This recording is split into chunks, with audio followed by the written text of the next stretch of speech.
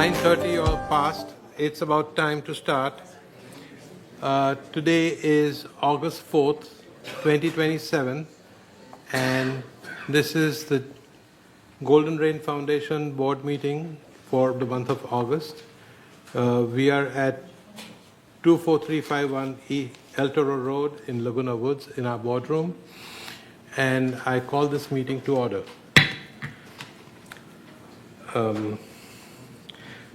First thing first, we have to please stand for the Pledge of Allegiance for everybody who can. I pledge allegiance to the flag of the United States of America and to the republic for which it stands, one nation, under God, indivisible, with liberty and justice for all. Thank you. You may be seated.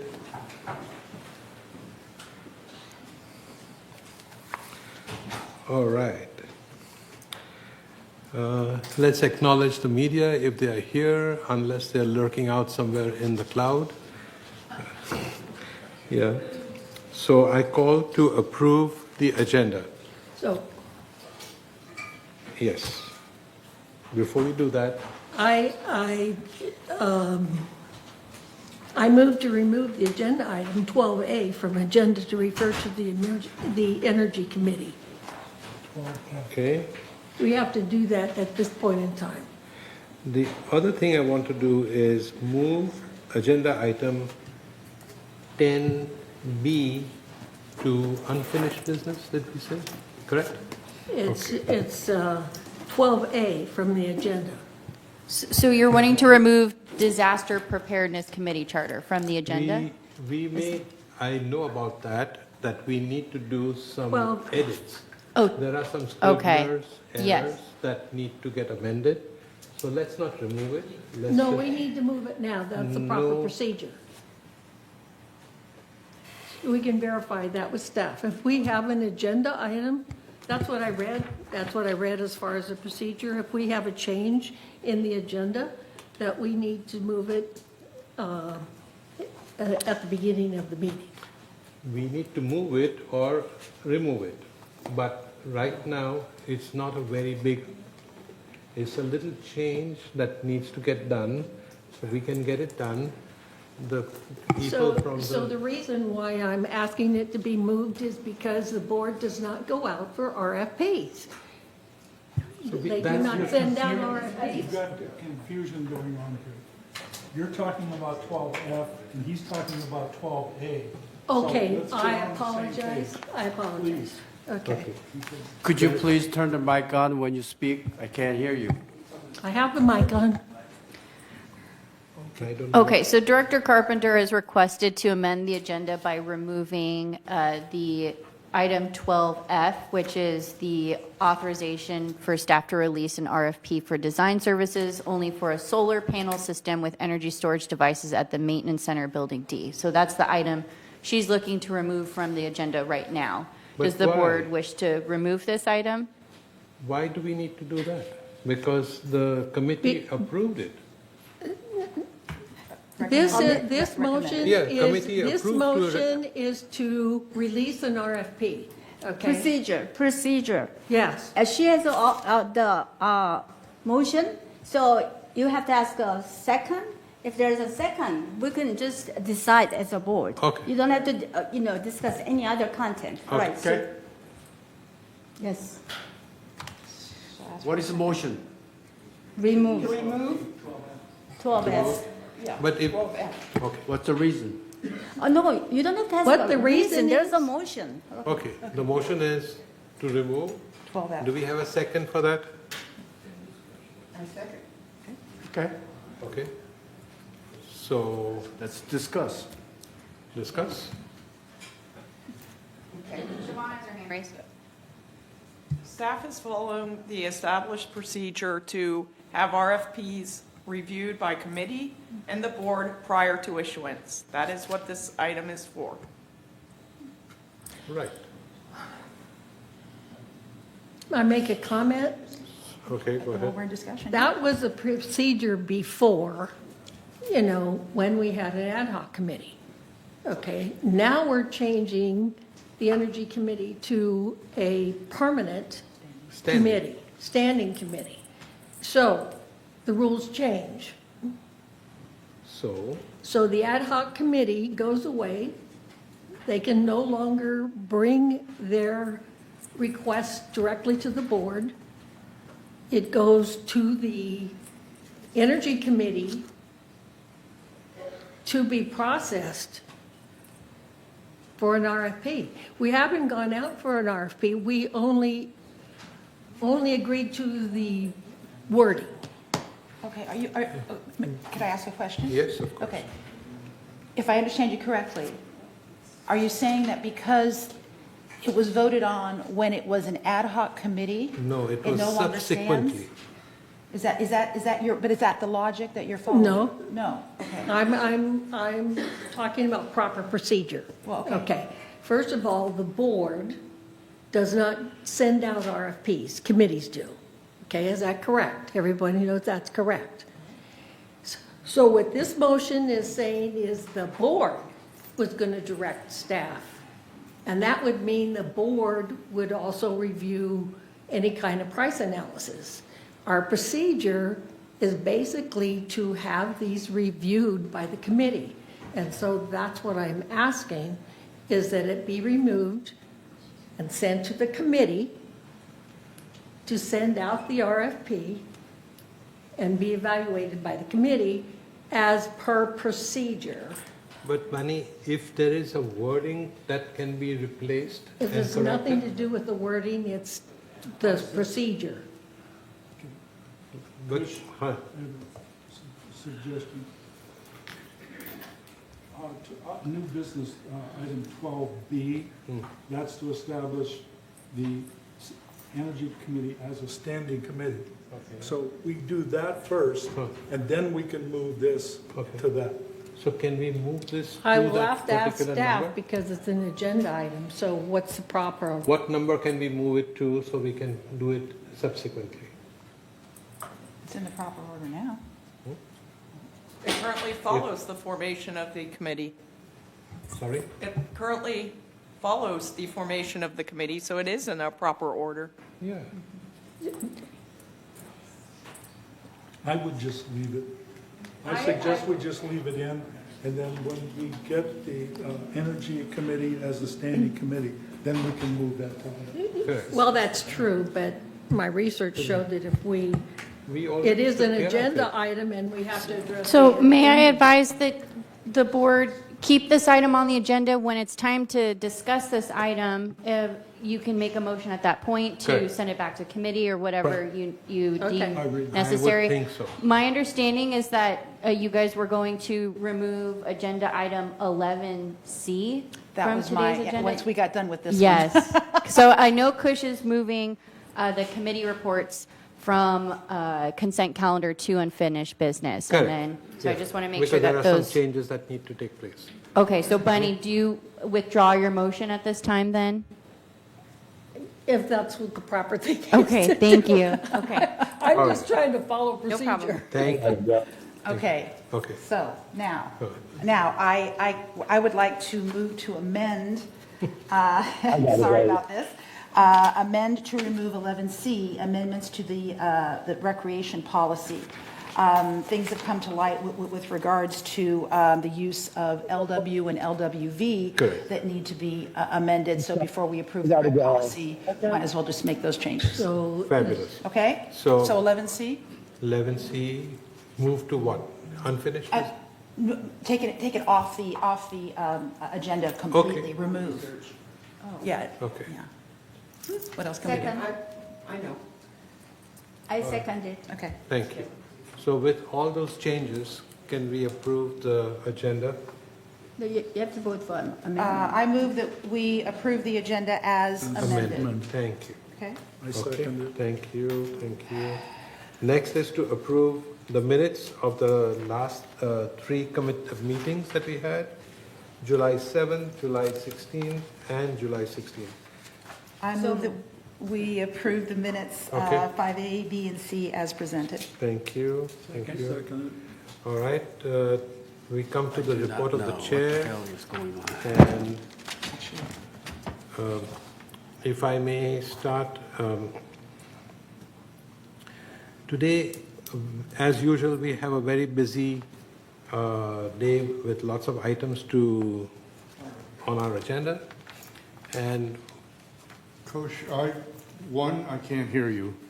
my microphone is on, so I Okay. don't know what's going on. 2, I'm confused. What just happened?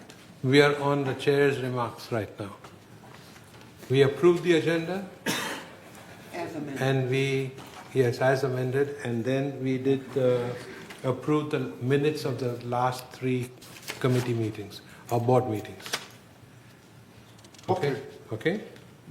Items number 4 and 5. So, first of all, I just heard about one of our very dear board members, Joan Milliman. Yes. She passed away. No. Yeah. Yesterday. Yesterday morning. And we were very good friends, and we worked together for many years, and she was a fabulous board member. Yeah, Joan Milliman, yeah. So, my condolences to her and her family, and truly miss her. If we had an issue, we always went to her. She was an expert at so many things, especially Robert's rules. So with that, let's move on. And I'm sorry about that. The other thing that we have on the GRF are that our year is ending soon. There will be vacancies. And I strongly recommend for people who want to run for the board to think about it, be ready, and nominations open on September 11th, and then they close on September 23rd.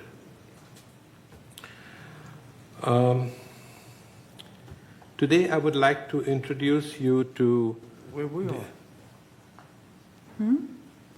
We haven't met. I couldn't understand. 5, approval of minutes has not. Till the little later. Today, I would like to introduce you to the Orange County Fire Authority Battalion Chief, Justin Neville. He's here in the audience. And Chief, would you like to come up and say a few words to us? Certainly.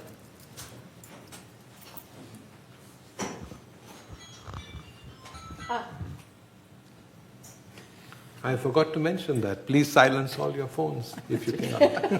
I apologize. There's always one. Good morning. Thank you, President Bada.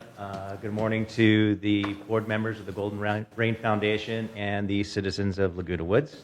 As stated, my name is Justin Neville. I'm Battalion Chief with the Orange County Fire Authority, serving the cities of Laguna Woods, Laguna Hills, Lake Forest, Aliso Viejo, and Laguna Niguel.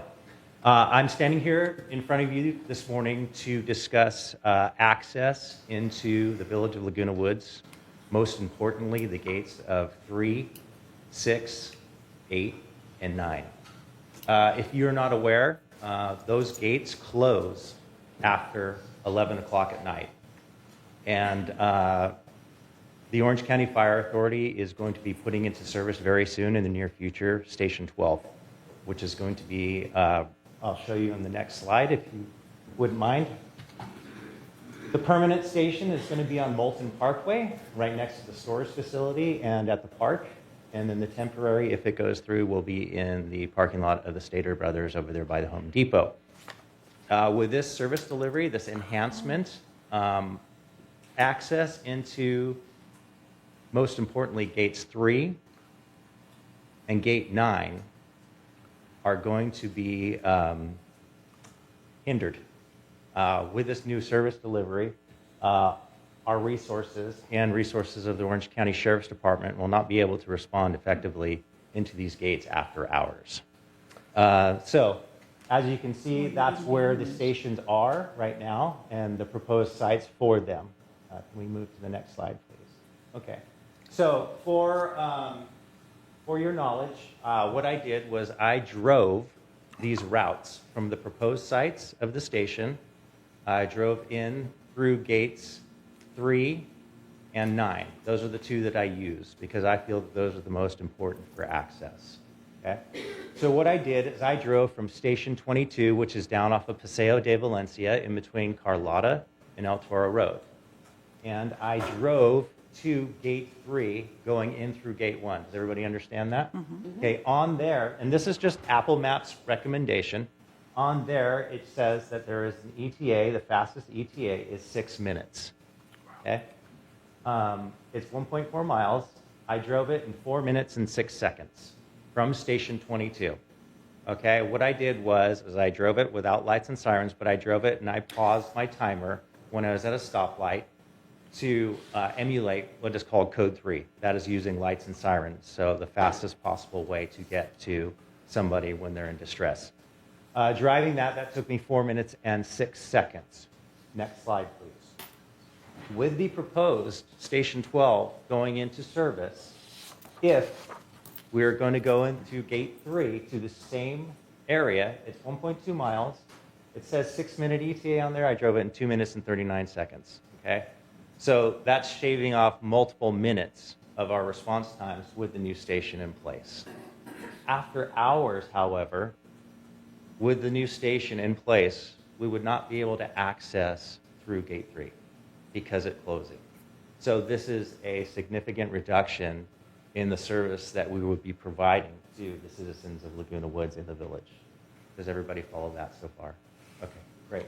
What would be the route that you would have to take then? Go back through gate 1? Yeah, I'll show that on the next slide. Okay.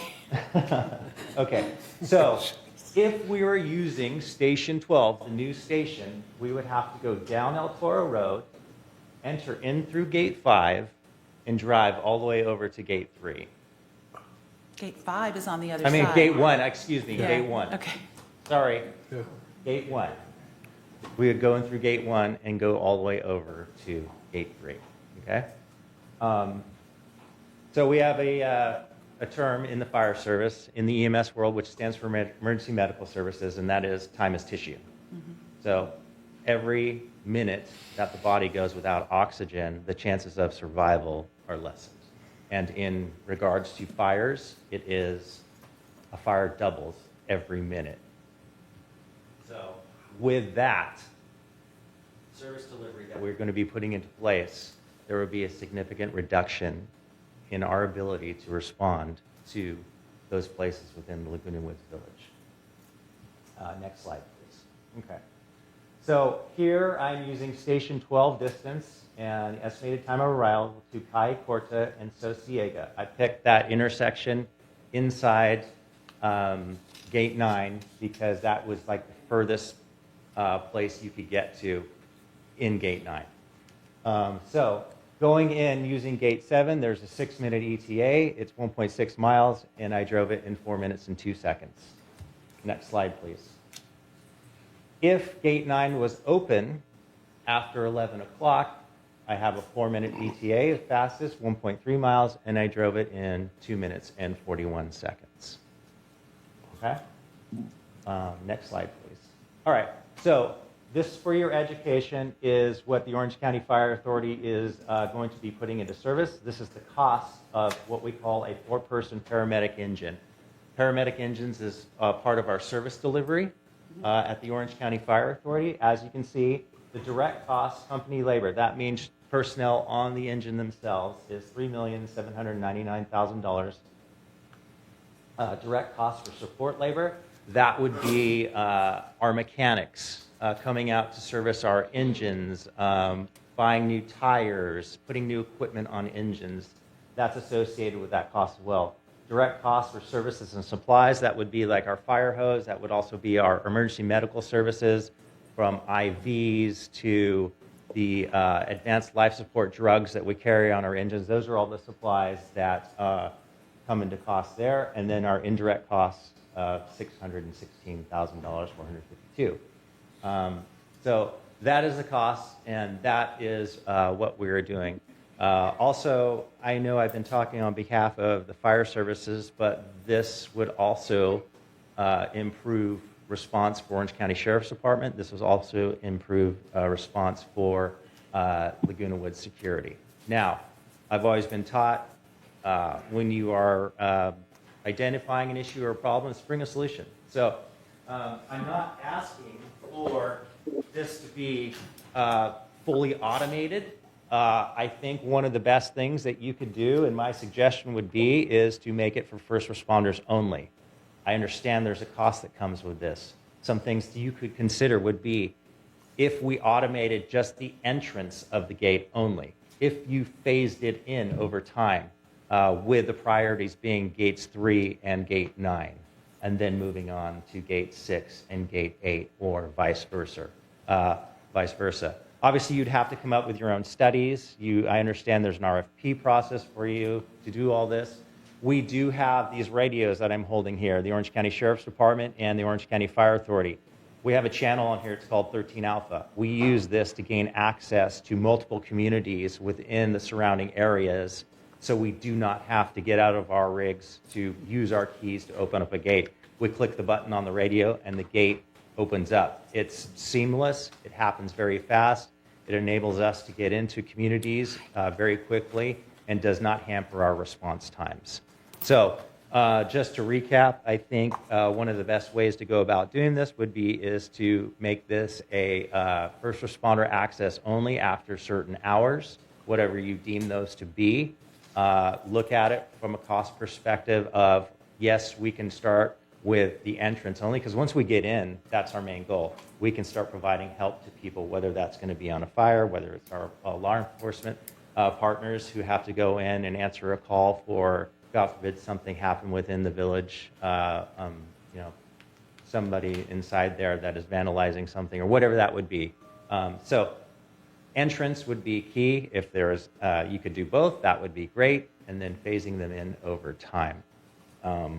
I hope that this has brought some awareness to you as far as the importance of this. And even as it sits right now, even if we were not putting Station 12 into service, it would still improve response from Fire Station 22 up to Gates 3 and Gate 9 and allow us to provide better service for the community. And that's what we're here to do. I'm here to answer any questions that any of you may have. Thank you. This is really good information. I'm sure you will leave this more information about this device and all the stuff with our security department, and so we can access that and work on it and see how we can fit it into our budget. It's the right time. We are actually in the process of approving budget, so this might be an emergency entry into our budget for the year. Absolutely. I've been working with Aaron Kennedy on that already, and he has come up with some proposals as well, and I can provide him any further information that is needed that you guys request. Thank you. Thank you. Does any of our board members have any questions? Yes, ma'am. Which does beg the question, what is the timing of both the temporary and the permanent Station 12? It's probably 2 years. Hi, guys. Welcome. Nice to meet everybody. My name is Reed Gibson. I'm your division chief for this area, serving the same cities as Chief Neville is here. So the timeline with Station 12, we just recently decided to hold off on making the permanent station, or I'm sorry, the temporary Station 12, and focus all of our efforts on the permanent station. And because the temporary station, being that it was inside the Home Depot parking lot, running power, running water, all the facility needs that we would have to do, and the unincurred cost, was something that we felt that we can stay with our service delivery now and enhance what we are going to do for this permanent station. So by December 2029 is when we're supposed to have, that's when the drop date for having Station 12 going is. So we're working on plans with everything right now. We've got a full proposal, and the RFP will be coming out very soon, but it is slated. We do have Engine 12 in service that is at Station 19 in Lake Forest, right on the border of Laguna Woods and Lake Forest, that we've added that engine already in service, and they come into the village quite often. So there's no temporary station now, we're just jumping right into the We're permanent doing that one, station. yeah, because Okay. the juice wasn't worth the squeeze, honestly, and we just kept running into more and more roadblocks with it. And to have a fire station inside of a busy parking lot, that was our best spot where we felt as far as where it could be and somewhere we could make something temporary. But it unfortunately was just not panning out with all of the logistics. Okay. Good move, I would say. Thank you. Yeah. Chief, Huh? Sure. question Yes. for the chief. Me or for him? Both of you. Both of you. Actually, both of you. Okay. So, just so you know, we have a Security and Community Access Committee. Have you met with that committee yet? I don't think I met with security, I met with Aaron, who is here today, and his boss is here today, so. Okay, yeah, that's functional. We're talking Yes, about committee. we have not met yet. I'm the chair of the. Oh, okay. Mickey Nice to Mickey meet you. Choi is Yes, the- nice. We'd love to meet you. is the committee chair Yes. for that. And I think Good to that's see the you. best way to do it because it gets stuff done. And this is a really good recommendation. I think the sheriffs need it, the local police, all first responders. Thank you for your service. You're welcome. John? Do we have any idea the cost per gate to install this system? So I've looked it up, and I've gotten roughly near 1,500 to 2,500. Are you getting the same numbers per gate? And that's just to install the unit. Some gates might need a better opener, or Okay. it all depends on what kind of gate you have. Are you getting anything different, sir? The gates are there too. As you know, they're just locked manually. Okay. So it would not, as far as I can tell, I'm no subject matter expert on it, but I don't think there would need to be an installation of a new gate. It would just be putting in mechanical machinery on it to make it open. Aaron has done some work on that. The problem is the gates currently would need to be refurbished in order to handle the motor, in order to swing those gates open, or if it's going to be another one that slides open. So the cost is going to be more than that. Obviously, that cost for the click to enter is something we'd have to look at. The proposals that we came up with previously when we were talking about gate automation, and obviously this is going to be a lot more money than I'm sure what it will be with the limited equipment that's necessary for this one. We were looking at $454,000 for those two gates, specifically gates 3 and 9. So, but that's going to be less because that particular system was to allow residents to also have 24-hour access and all the things that go with that. But the gates will still need to be reinforced and so that the motors can, run them properly. I think this is a good topic for the committee to address. Yes. And if you could give us this information for the committees to work on, that would be good timing. And it's good timing. As I mentioned earlier, it's the budget time. Hopefully not $454,000. I don't No, think it's we not that. implemented it pretty soon. I was thinking more about the garage door opening. Can we get them a Gmail? Thank you. While we have these two gentlemen here, I have a question that's near and dear to Yvonne and in my heart. So we need to slow people down here in the village.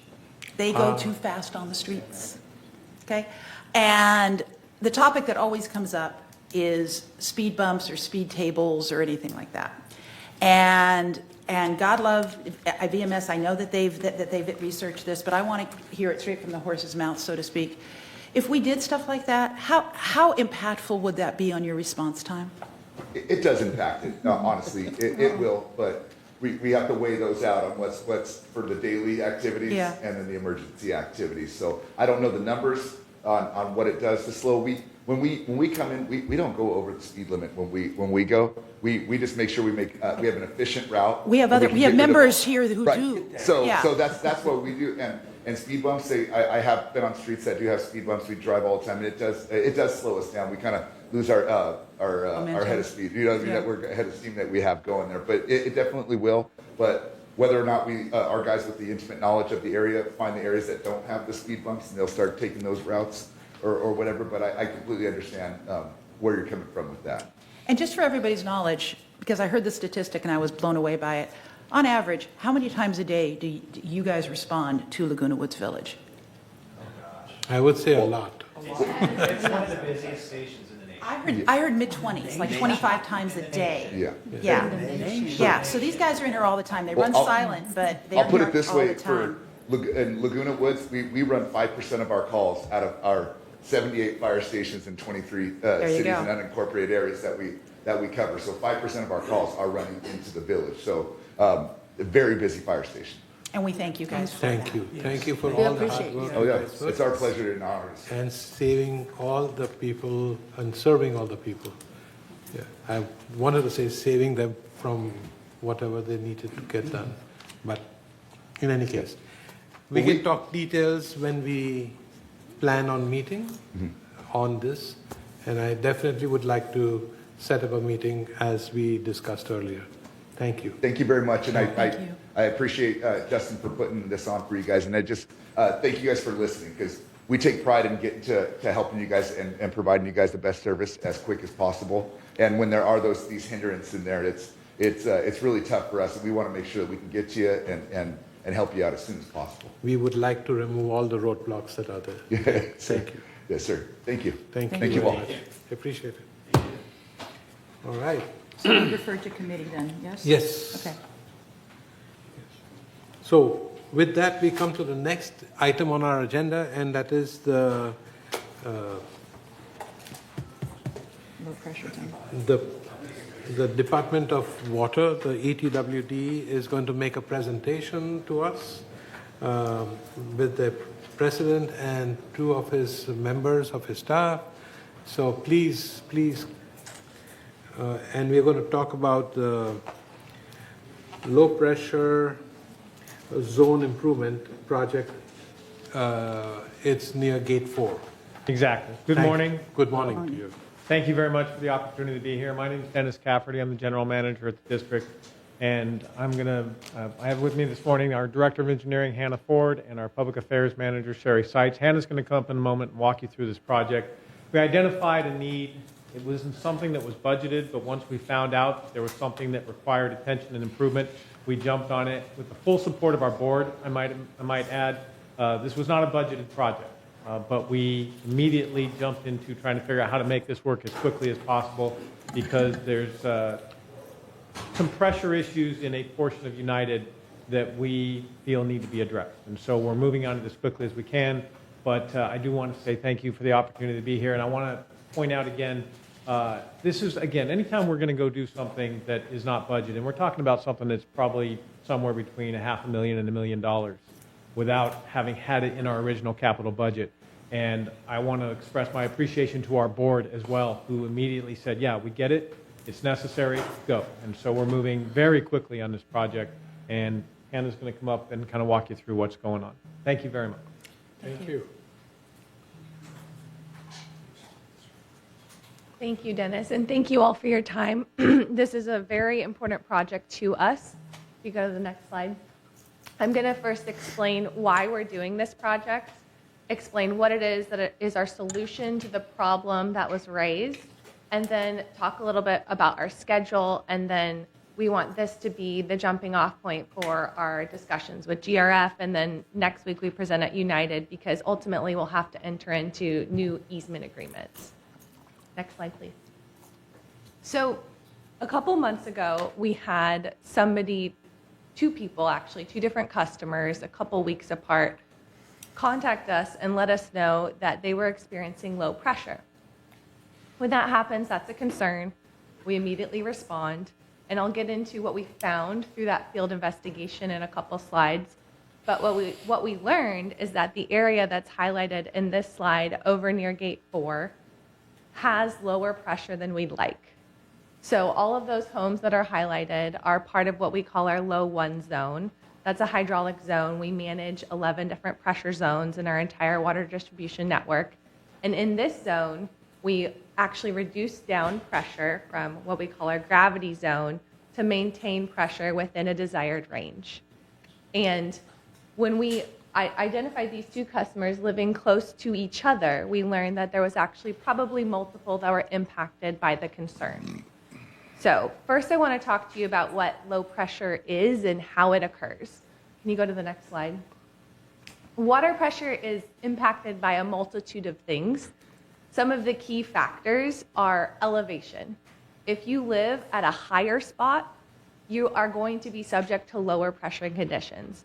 If you're at a two-story, if you're the second story of a two-story building, you experience lower pressure than those that live underneath you. It's also influenced by the length of pipe that it takes to get the water to you. The number of valves on that pipe, those all create friction losses so that we have to overcome, and when that happens, you lose pressure. Also demand. So if we have a lot of people calling for water at the same time, all those people are going to experience lower pressure than if they had each sequenced their call for that water at different times of day. And then the final thing is we manage pressure up to the meter, but what happens downstream of the meter depends on what the customer side plumbing looks like. So typically you'd have 1 meter serving a home, but sometimes, and especially in these older developments, we might have 1 meter serving a lot of different homes. A lot of different multifamily are splitting the pipe to serve so many different customers, and all those customers are competing for the same kind of pressure, and so they may not be getting ideal situations happening. So all of those things can influence the pressure condition that's happening in your system. So go to the next slide and I'll explain what's happening in this area near gate 4. So we went out there and we put some pressure recorders on the nearest hydrants to where the customer complaints occurred. And what we found is that in the winter, we seem to have pretty good pressure. We typically like to provide 40 or above. We can't provide more than 80 because then that's too high. So there's a sweet spot there. In the winter, pressure seemed to be good. In the summer, there were some times, you see these kind of peaks and valleys in the summer graph, that it was less than desired. And it seemed like the valleys in the graph were being caused when perhaps irrigation is also being called for. So when you have a really high draw, like high demand, when you're calling for irrigation, that competes with when other customers need their water. So we think there's a linkage between the fact that it's happening in summer, that's when more irrigation is happening, and then the timing of when these valleys are happening in the graph. There seems to be something going on. So this is less than ideal. We want to address it, and we want to address it as soon as possible. It's a system-wide problem, though, so it's not a simple fix. After we recalibrated our hydraulic model with this pressure data that we got at the hydrant, we found that we could solve the problem by installing new infrastructure. If you go to the next slide, I can show you what that infrastructure will be. So we are going to install 500 new feet of piping, long length of piping. And along that pipe, we have to also install a new pressure regulating station. And that's because we don't want the pressure to be too high, but we also don't want it to be too low. So we'll have 2 valves, one 12-inch, that's pretty big, and one 4-inch. Typically, flow will go through the 4-inch, but when we have those really high calls for demand, like when the irrigation demand is happening, we need that 12-inch to be able to manage that higher flow. The best spot for us to be able to connect essentially this hydraulic zone to another hydraulic zone that has higher pressure is through Avenida Sevilla. It'd be right where gate 4 is. So we'd like to lay new 12-inch pipe through that street. And then we've already been meeting with some of VMS staff on where exactly we can place the new pressure regulating station. And we had some concepts at first, we were thinking below ground in a vault. The drive over could be one solution, but that comes with some concerns. We mentioned earlier, people drive pretty fast in the neighborhood. So we would have to do traffic control anytime we want to get into the vault.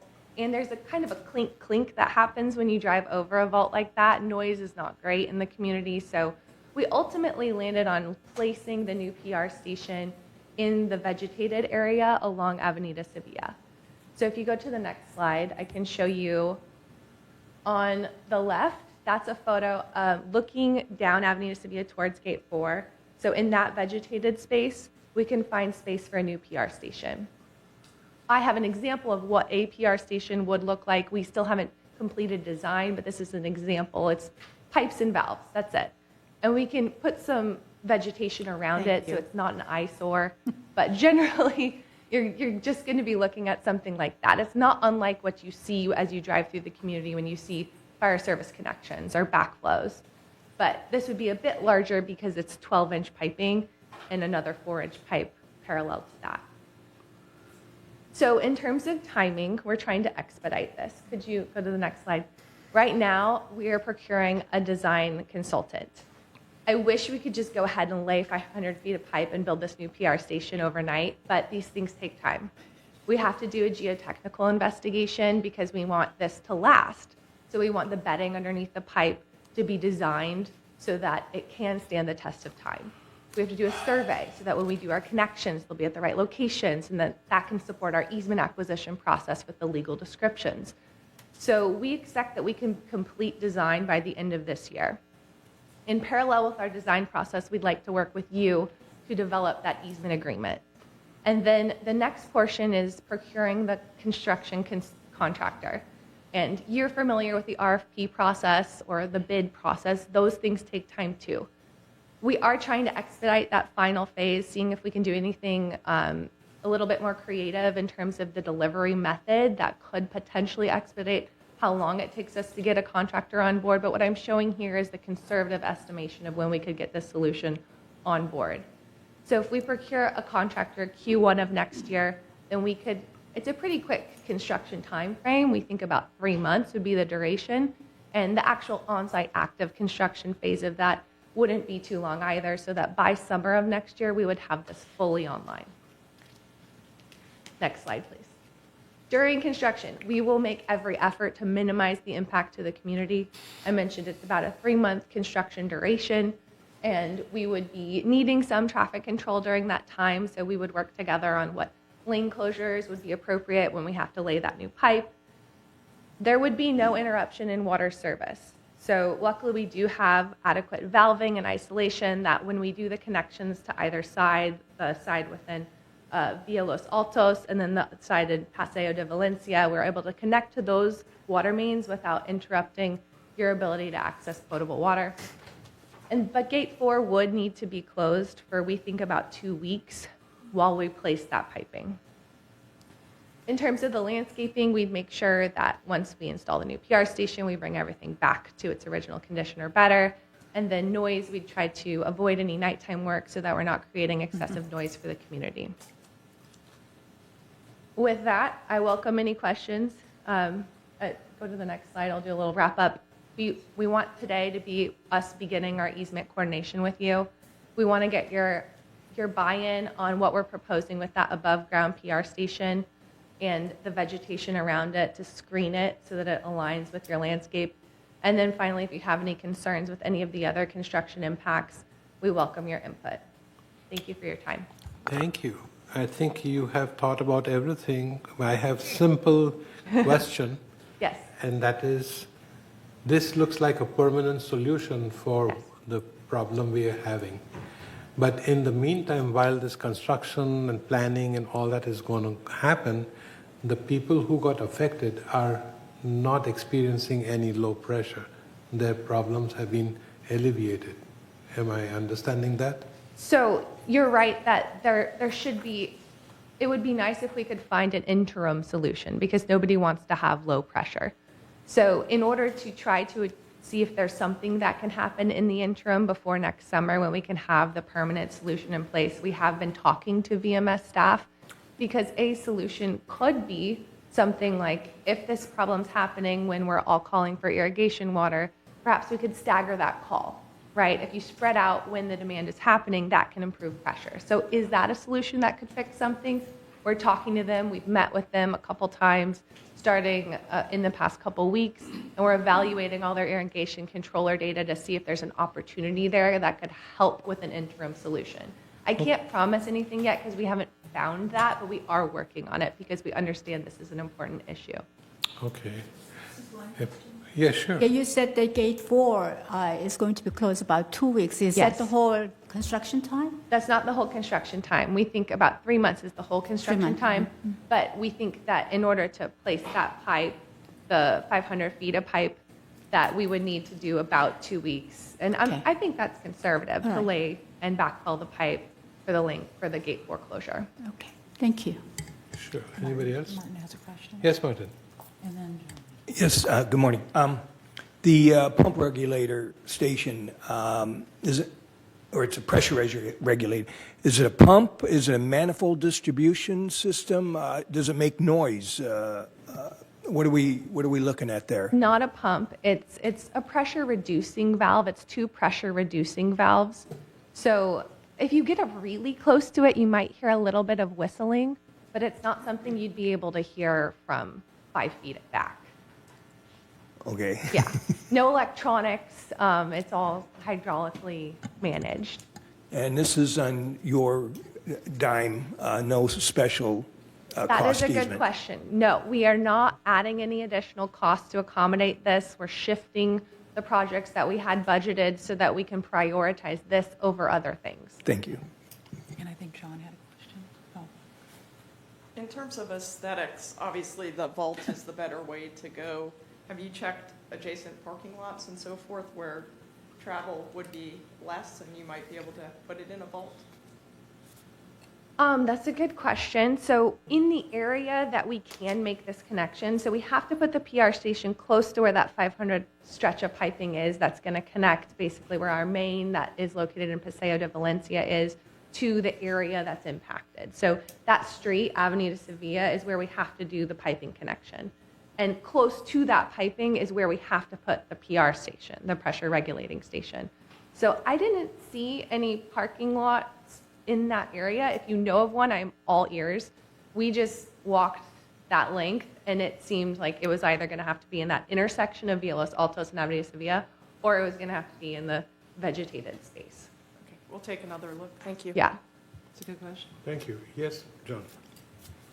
I know we're a community that was built in '64. So the obvious question is, this is an issue in this one area by Gate 4. Do we have concerns about other possibilities within the community that may have this same situation? So no, and why I say no is because we do actively look at all of our systems hydraulics. A couple years ago, we did an update in our water sewer master plan where we did do a calibrated hydraulic model to check that we were providing adequate system pressures everywhere. And this edge case just got missed because it's just that. It's at the edge. It's at the very southernmost portion of our service area, and we didn't have a specific pressure recorder in that area when we calibrated the model. So it wasn't until we got these calls that we knew it was an issue. So I would be surprised if there was other edge cases that we missed, because we do take a close look at our hydraulics regularly, and if we don't get it right, we hear from you. So, or we would like to hear from you. So definitely encourage customers, if you're hearing that they have issues, to let us know, because that helps us. We're always continuing to refine how we deliver the water and how we can calibrate this best. Sounds terrific. We will let our landscape department know, and they are probably working very closely with you, and ask them to adjust their delivery time for landscape irrigation. So Now, does she need to, because I'm looking at Charlie here, the president of United, so do you need to also coordinate with United on this as well? Of course. So. Right. yeah. We'll be presenting next week to United, and then also at a town hall next week. So if you hear anyone who wants to hear from us, we're happy to do as many presentations as we need. We're at the early stage of this. We haven't even gotten on board the designer or the contractor yet, so we'll continue to present as we have more updates. Thank you. Anybody have any questions? One more time? No? Okay. Thank you for coming down. Oh, wait a and minute, John had his hand up. John, you have another question? I just have, it's basically a thank you. Water isn't everything, but it's way ahead of whatever's in second place. So this is something that's crucial to literally our survival, and I want to thank you It's for... on microphone. It's on. Okay. And I just want to thank you for doing such a wonderful service to be able to turn on a faucet and have water. Thank you. And thank you all for your time. Thank you. Thank you. And thank you, Dennis, for all the stuff you do for us. Thank you. All right. Moving on. CEO report. That was a great report. I hope everybody understood what we're doing. All right. Next is the CEO's report. Thank you, President Botta, honorable members of the board and our audience. I want to start today by just going over the dates of the new fire station project. I know the chief touched on them, but I thought I'd put them on screen just so everybody has them. As you know, OCFA released a press release at the end of July outlining the new project. In terms of project phases, the design phase is occurring in the current fiscal year, and the construction phase will take place in fiscal year 27-28. In terms of project milestones, the required site development approvals from the city must be obtained by June 30th of 2027 to stay on schedule. And as the chief said, operations must commence on the property by the end of December 2029. This slide simply states that OCFA decided to redirect their focus to completing the fire station rather than trying to stand up the temporary station. He explained why, the cost of utilities, the busyness of the parking lot, and so forth. Some exciting news, the DirecTV rollout is underway. Yesterday, DirecTV began creating accounts for residents. They're going to create approximately 1,000 accounts each week, and this will progress through October. Emails and streaming boxes go out as the accounts are established. And I just want to emphasize that assistance is available to residents. There are monthly DirecTV informational sessions by invitation. So invitations are emailed to residents as their phases begin to be rolled out. And the first sessions were held about 2 weeks ago, and we had more than 800 residents attend those sessions that were held at the PAC. There's also on-site help from DirecTV representatives. They're on-site upstairs on the 3rd floor in the MAC Club, Monday through Wednesday of each week from 9 a.m. to 3 p.m.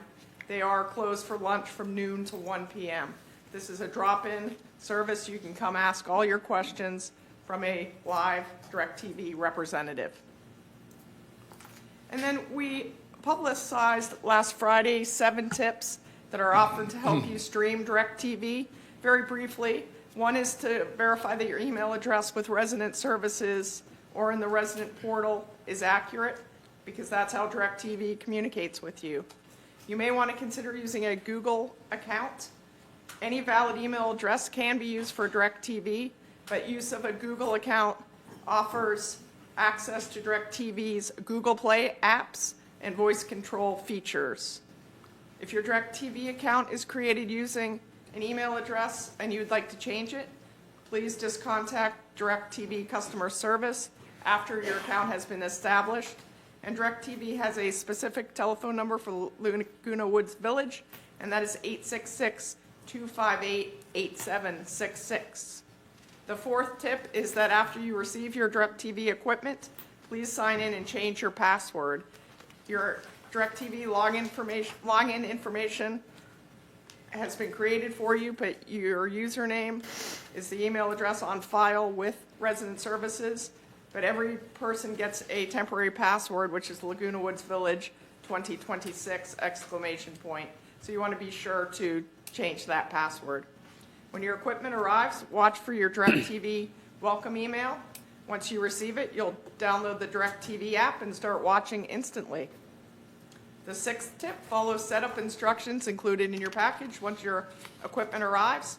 And 7, if your DirecTV package is reported as missing or lost, please call the customer service number, and again, that's 866-258-8766. But we encourage everyone to take advantage of all the help and assistance that is available to you during this transition period. The asphalt pavement and repair project is underway, as well as the seal coat project. This is going to occur on GRF roadways and in mutual cul-de-sacs through October. On the screen before you are the GRF locations where this will occur this year. And then on the next slide are the mutual locations. And there are a lot of cul-de-sac numbers, I realize that. And then I'm going to switch to Manor Alterations. Just to remind everybody that Manor Alterations has produced a new informational video to assist residents navigating the resale inspection process. The video provides an overview of the steps needed to secure required inspections. And this and other Manor Alteration videos are available on the Village website under Services, Manor Alterations videos. Videos available include Welcome to Manor Alterations, How Do I Obtain a Mutual Consent for a Project, again, the Manor Alterations resale inspection process, and the recent Manor Alterations Town Hall is available for viewing, as well as Protect Yourself Against Scams and Fraud. And that concludes my update this morning. Thank you. Thank you, thank you. Yeah, one sec, Martin, I have one quick question. We will receive an email to create a account for DirecTV. Can we have more than one account in a household, like me and my wife can have 2 separate accounts? It is whatever email address is on file for your unit in resident services. Oh, okay, so one account. Okay, thank you. Yes, Martin? Yeah, I just wanted to add to what Siobhan said. I've been traveling internationally, and that was the thing about the new DirecTV system that we're getting, is that what we can do if we travel remotely with that service. And I was on the other side of the world, and I could, with my laptop, I could not access the DirecTV streaming whatsoever, nor could I with the Gemini box that they had, because it was my internet incapabilities. But with my phone and with the right VPN, that I could, I got my DirecTV, and then using the AirPlay, I could shoot it right onto a smart TV. And I had like all the TV comforts of home, and I was 7,000 miles away, and I just thought that was the cat's meow. And I just wanted to Martin, you mentioned a lot of technical things. I know, lots of words so there. Which almost went like Cat's meow? over my head. VPN. Well, yeah, virtual private network is a VPN. That's why we have help available on the third Yes, floor. Let's right, leave it at yeah. that. People like, But I'm just saying, if you want to use the service, and I think domestically you won't need that, but if you travel internationally, none of the less. But we'll have to learn from you how to do that. Yeah, it's they'll cover that with you. But a virtual private network, I used Proton. There's many out there. Okay. Okay. Martin will be conducting classes. Yes, John. Yes, we had 800 people at that event. The problem was a woman, a resident, I assume, put on Facebook that it was open to come that day. What? And it should only be for the people who get the invitation. I mean, we were swamped. I mean, I couldn't talk after there was no voice left. There is some good news.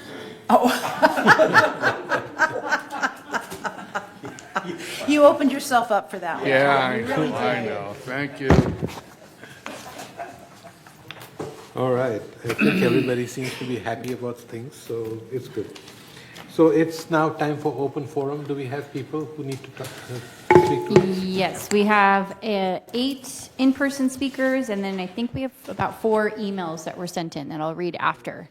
So let's get to it. Thank you. Yes. The first speaker will be Chris Collins. All right.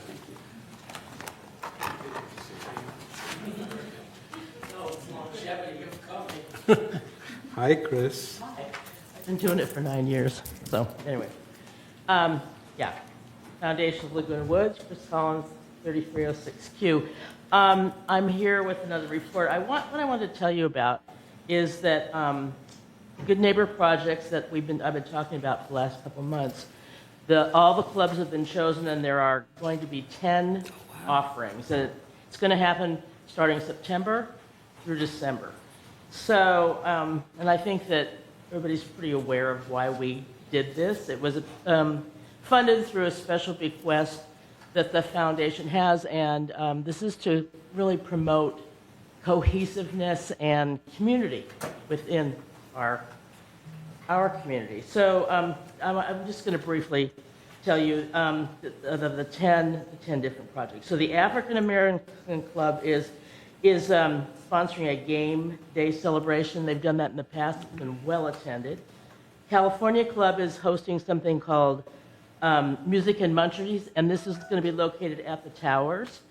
The Camera Club is once again going to do resident and pet photographic portraits. And then Castle Music Club, this is in United, and this is an outdoor music picnic and potluck, and it's going to be in the green area that we have them all over, but United really does this really well. So they did that last year. It was well attended. Chinese American Club is doing a Senior Citizens Festival. The Garden Club is doing something Growing Together project. This is kind of informational about, growing and produce and so on. The Reform Temple is going to do something called Bouquets and Smiles Outreach Project. It's a thing where temple members are going to visit shut-ins. Then the Springboks Club they're hosting something called In Memory of Our Pets, and it's going to be down by the creek. And the Tennis Club is doing Good Neighbors Sunday Social. And then the last one is the Baha'i Club. And the Baha'i Club, because of the way their organization is, they do not accept any kind of funding. We have given $500 grants to the clubs that have been funded, but they can't avail themselves of that. But they're still doing something, and they're hosting a dinner program entitled Our Connectedness, and it's going to be October 13th, 6:30 at Clubhouse 3 Dining Room, and it's a community building event, including a film oneness discussion, and then there's dinner. And last year, they shared with us what they did. It's pretty amazing. So if you have any questions, you can always call Foundation at 949-268-2246, or you can email us at thefoundation@email.com. So, and of course, you can always look on our website, which is the Foundation. It's foundationoflagoonawoodsvillage.org. So thank you. Thank you, Chris. You always have such great information. Next speaker is Juanita Skillman, and then following will be Chris Keys.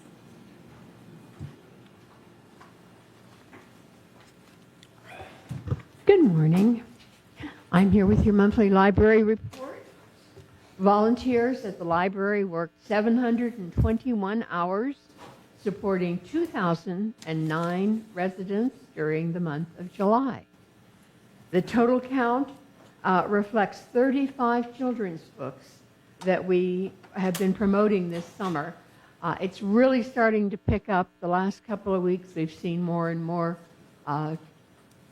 grandparents, aunts, uncles, whatever, bringing children in, and a lot of them read books there. We do have a little section there, and some of them take them out. As with other honor items, we count them when they come back. And so we got 35 back. 2,498 items were circulated throughout the front desk, and we signed 32 residents up into our circulation computer system. And so we felt it was a very good month. It's kind of interesting that circulation of all cataloged items was up during this month, except fiction. Amazing. Usually that's our number one. People were reading other things. So we do have some excellent new fiction. So I encourage all of you to come by the library. It's also a cooling center. We have a lovely reading room. We have comfortable chairs. We have puzzles. We have magazines. We have newspapers. And if you are hot in the middle of these wonderful afternoons, come in and spend a couple of hours at your library. Thank you. Thank you, Juanita. Next speaker is Chris Keys, and then following will be Pete Colt. Good morning, members of the board. I appreciate the opportunity to speak to you. I asked for a pamphlet to be passed out relative to a project that our lawn bowling club is proposing, and that the lawn bowling club has a history of giving to the community. In fact, an example of that is a member provided a legacy that allowed for the clubhouse to be built there many years ago. But we'd like to continue along those lines and be able to offer an opportunity to put lighting up on our greens. We want to do that for a couple of reasons. First of all, the heat.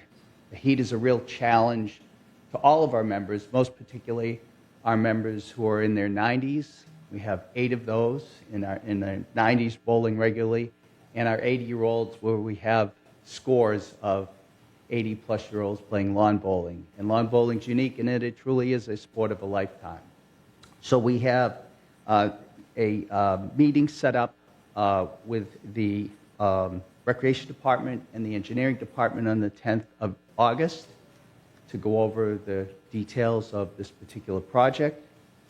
We're working closely with the Village Community Fund, an outstanding organization that does wonderful things in the community, so we're excited about that and their expertise.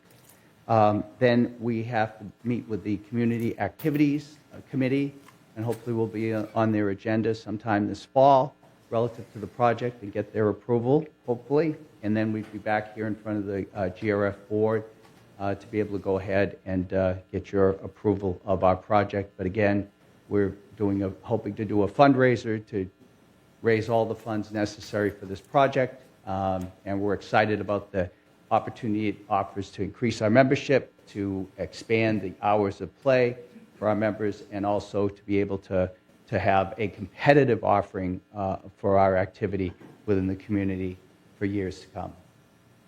Thank you very much. Thank you, Chris. Thank you, Chris. Appreciate it. Next speaker is Pete Colt, and then following will be Gail Brook.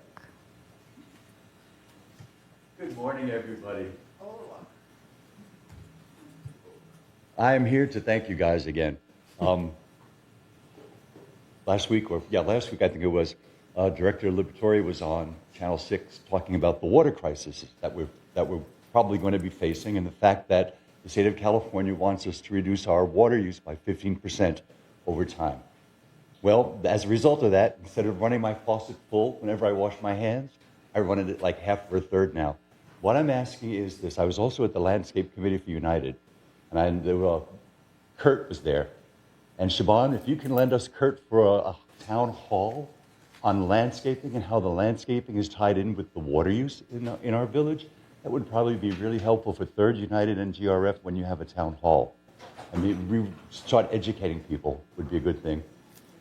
Director Costello, thank you. You asked a really great question about the speed bumps. Oh. And if I may, I remember showing you this way back when, the day that they launched the bus service to the Arbor. Yes. If you guys could pass this along. These are called Mr. Policeman. I grabbed those guys as they exited, the firemen, and I showed them these things, and they said, oh, what they do is they measure the axle width of the first responders, and you leave a gap so that they can just go straight through without having to think about going over a bump at all. The other thing I wanted to bring up, please, is this. On Avenida Castilla, at Via Castilla, is a two-way stop. Now, those of us who live in that neighborhood know you have to wait while the people are heading south. They don't have a stop sign. Sometimes they don't signal. They just take that stop.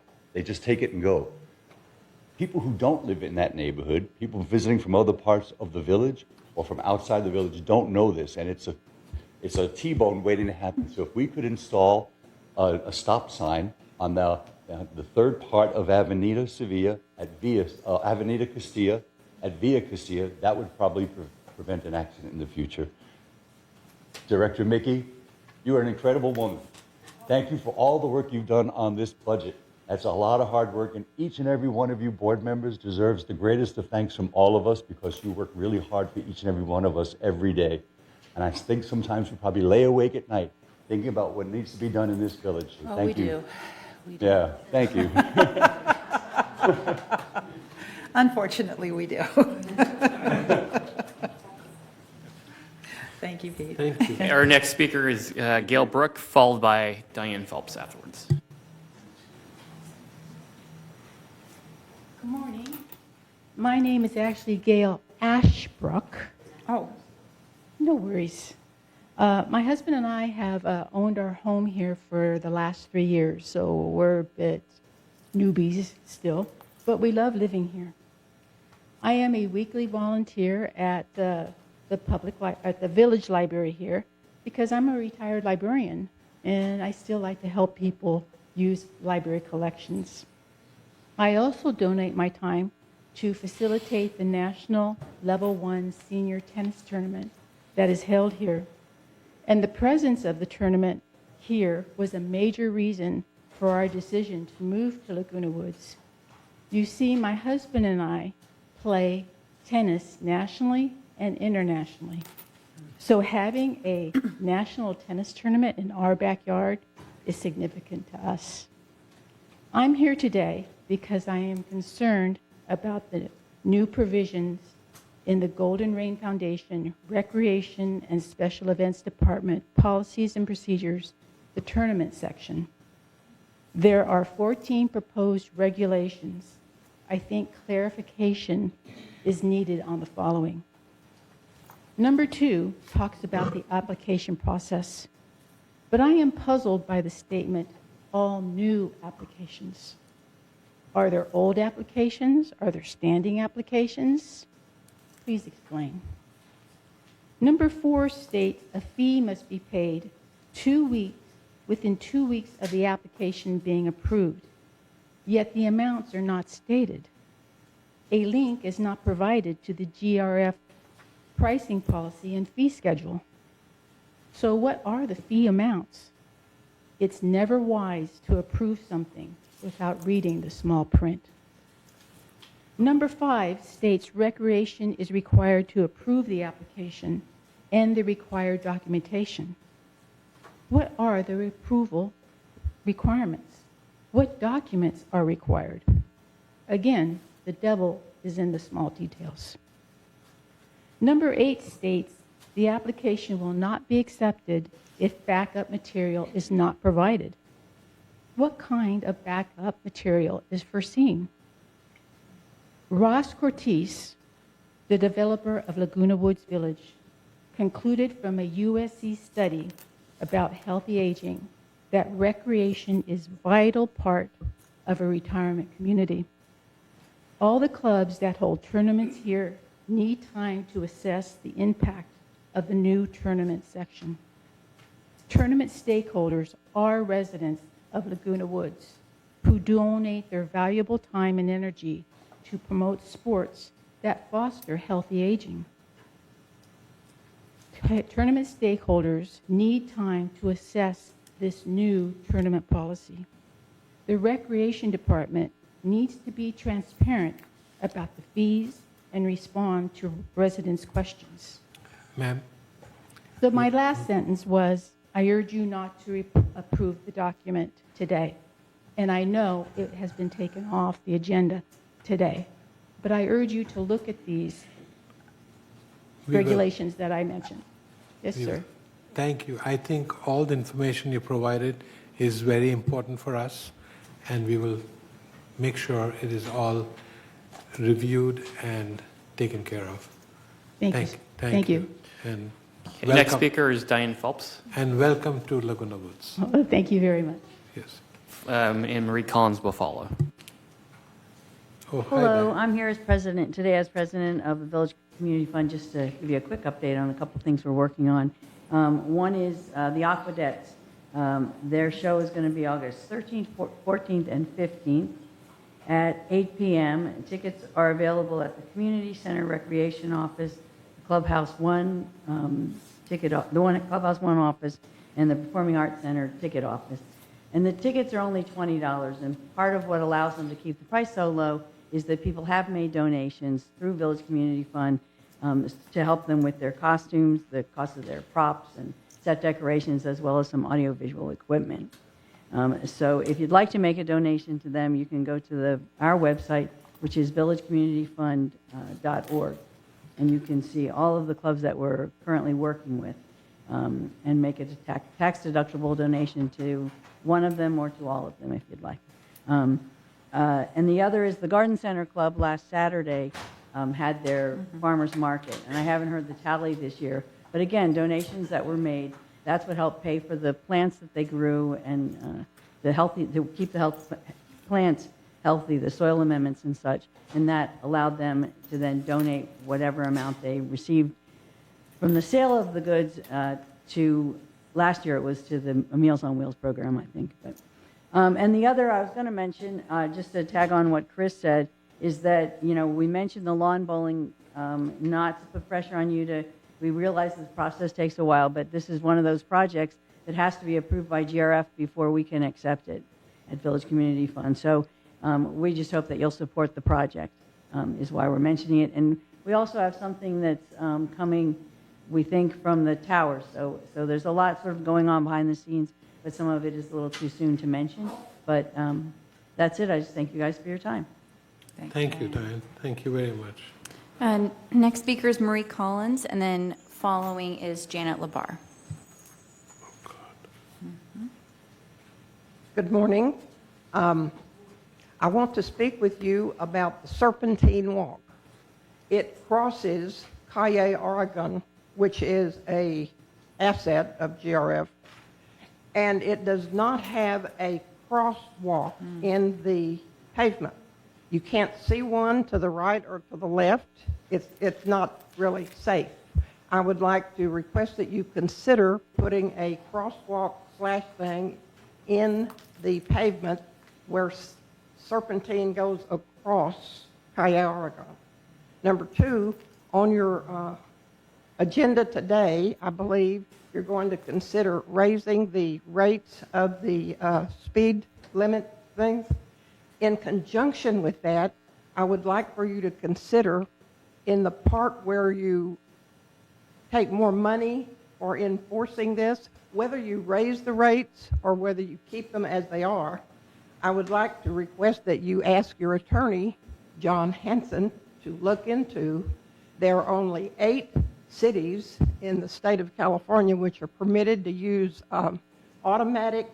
The radar takes a picture of the license plate and the speed. There are 8 cities that can do that, but HOAs on their private property roads can do so. If the amounts of the fees are within certain parameters. So again, I would like to ask you to ask your attorney, John Hanson, to look into that for you and see what is our best fiduciary decision on how to proceed with that. Next, I would like to speak in favor of both of the presentations that you saw this morning.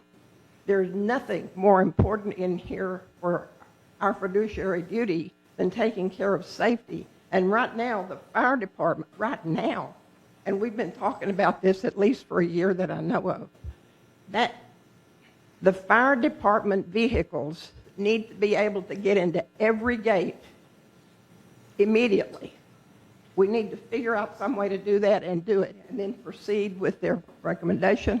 And last, I have found that the El Toro Water District is probably the best run organization I have run into in all of my work here.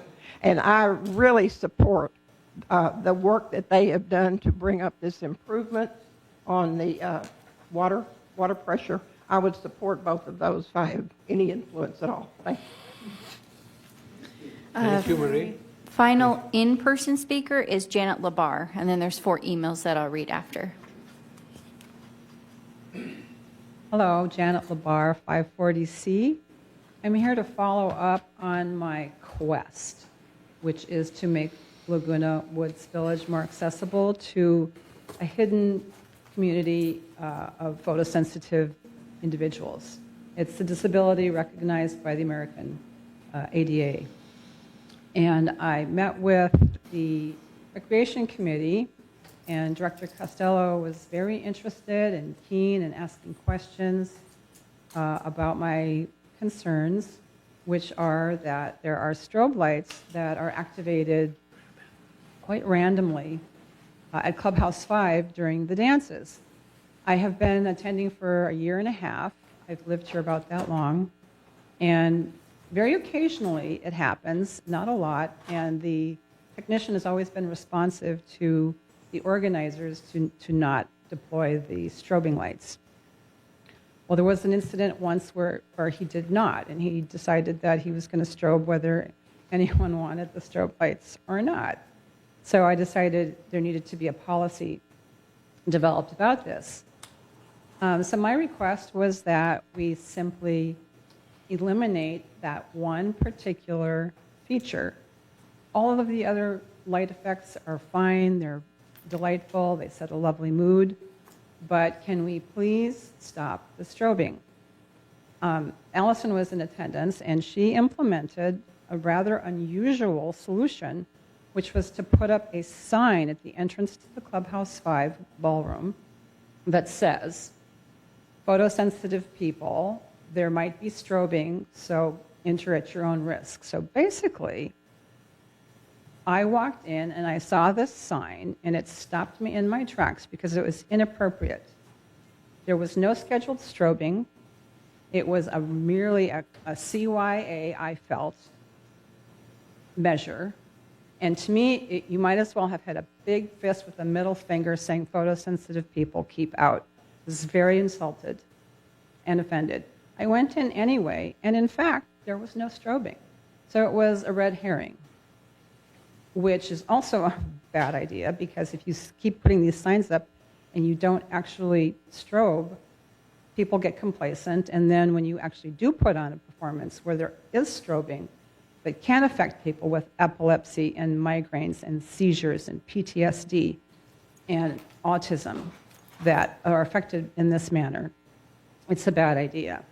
We reduced noise levels at great expense because of concerns for people's hearings. So I would ask that we put a moratorium on the strobing until you can develop a policy on it for further study, so that we can have the same courtesy for the sight photosensitivity impaired as well. Ms. Labar, we are out of time. And I'm done. If you're done. Thank you. Okay. Thank you. Thank you. So I'll go ahead and read the several emails that were submitted in. The first one is from Sung Ho Sa, and they stated, Dear GRF board members, 1, current broadband TV shows 4 Korean channels, 18-2 SBS, 18-3 NBC, 18-4 YTN, and 44-1 KBS with $32 a month without any extra payment. But direct TV with basic channel, $25 a month, doesn't include any Korean channels. Even 14% are Korean residents in Laguna Woods Village. Korean residents should pay an additional $30 a month extra if Koreans want to watch any Korean channel, even one channel. 2,500 Korean residents want to add minimum any 4 Korean channels out of 11 Korean channel package without any additional payment, same as broadband. It's easy to add them because DirecTV already has 11 Korean channel packages. More than 500 Korean residents have signed the petition request format. Would you please listen to Korean residents' issues? Thank you. The next one is from Ms. Teresa Frost, and they stated, hello, please wrote this comment to the GRF board. I strongly support increased speeding penalties, but I am concerned that the proposed schedule begins. Oh, I apologize. This is for a future item. I'll read it at that point in time.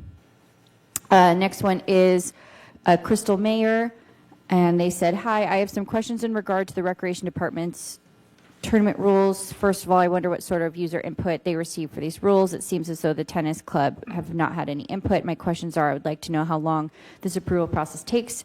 How does this new policy differ from old, and what were the reasons? Was this specifically for tennis, or is this a pickleball thing too? Thank you for addressing these concerns. And then, let me see, the next one is from Amelia Morris, and they said, I am asking you to consider 4 important resident concerns. First, please extend the Clubhouse 4 art studio hours. In an informal poll of more than 200 residents, almost 98% wanted evening access for studio time or fun, resident-led classes in the evenings. Currently in Laguna Woods Village, residents begin cleanup at 3:30 p.m. 5 days a week, while a majority of art studios and other senior communities stay open late 7 days a week. If a club can find a supervisor willing to work late or wants to host a resident-led class, let them. Studio supervisors and all members already have signed liability release forms on file. Each studio has security cameras. The studios sit inside a locked, gated community with security patrols, and Clubhouse 4 has a trained lifeguard on duty just a few feet away. Please grant the club's permission to stay open until the clubhouse actually closes. Currently, it closes at 10 p.m. If a club wants to close early, this is fine. But if they have a supervisor willing to stay, let them stay open. Clubs are not asking for a one-size-fits-all solution, and they do not believe GRF should keep taking that approach. There is nothing dangerous about a senior working with clay in the evening. It is far safer than serving residents alcohol at dances or letting them run alone on a treadmill in Clubhouse 5. We have yachting, horseback riding, archery, and rod and gun clubs all operating unsupervised, telling the clay clubs they must start closing at 3:30 p.m. because no main supervisors in the office is unreasonable, especially since that one supervisor is rarely in the studios and their office is closed for staff meetings and lunch. Second, please allow qualified resident experts to serve as voting committee members, not merely as advisors. Most residents find it unreasonable that an experienced horticulturalist, for example, cannot vote on a committee unless elected to an HOA board first. We have 18,000 residents with a tremendous range of knowledge and experience. We have run some polls and interviewed people, and the vast majority of residents believe that HOA board members should focus on running the mutuals efficiently, serving on GRF, and overseeing VMS, while resident experts should serve on the committees. HOA board members should be allowed to sit on committees, hold the chair and vice chair positions, but residents want more of a voice into their community. We voted to end our Michaela, Yes.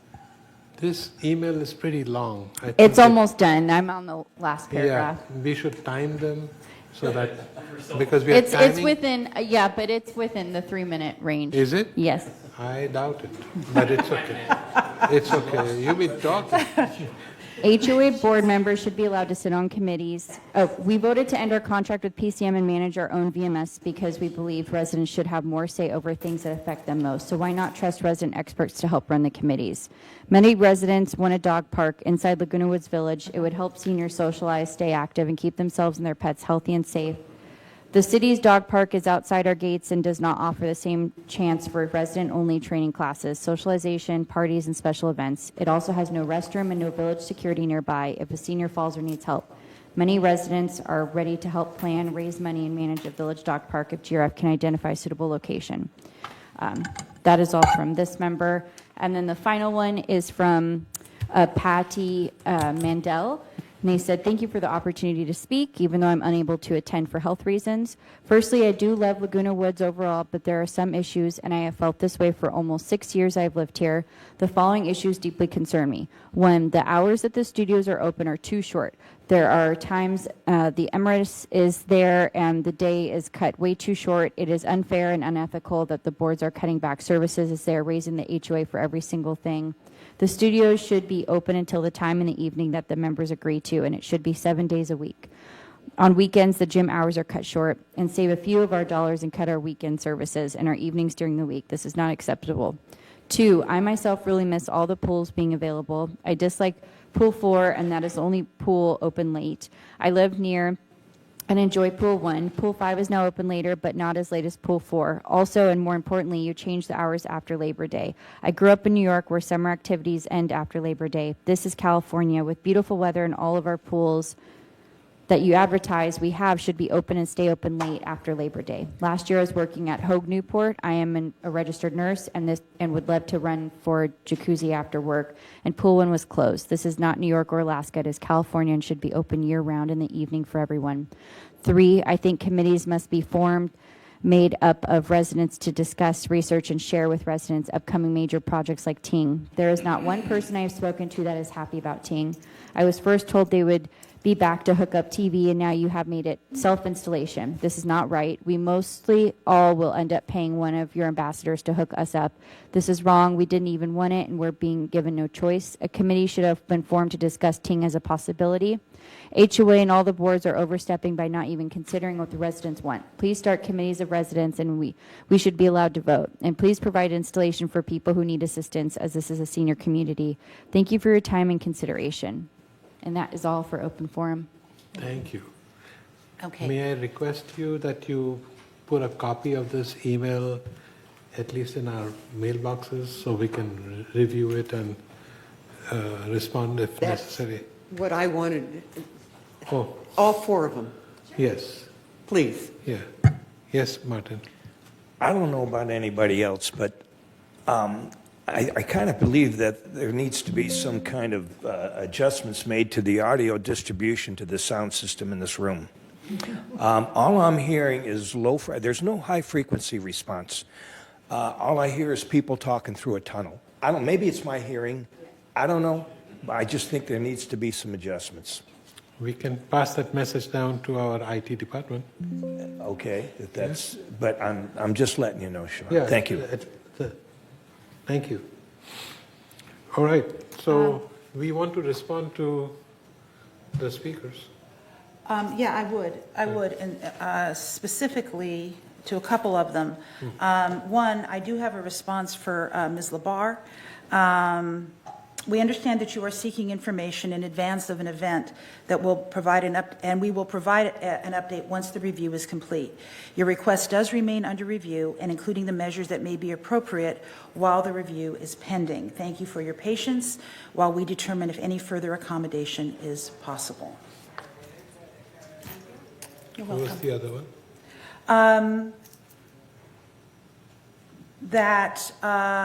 To Gail Ashbrook, regarding it's not the tennis tournament policy, it's tournament policy. And in answer to your questions, I would say if you made an appointment with Allison in the Recreation Department, she could probably answer each one of these inquiries for you. But I'm going to say that the reason the pricing policy isn't attached is because it changes, and we want the policy to be just a general policy, so we're not going to put any specific, pricing information there. You would have to inquire because it does change yearly. And that was it. Well, I would like to thank Chris Collins, Juanita Skillman, and Diane Phelps. The three of you usually come with so much good information and all the good work that you do for our community and the village. So thank you very much from me as well as from the entire board, and we truly appreciate whatever you do. Thank you. Is there anybody else on the board who would like to?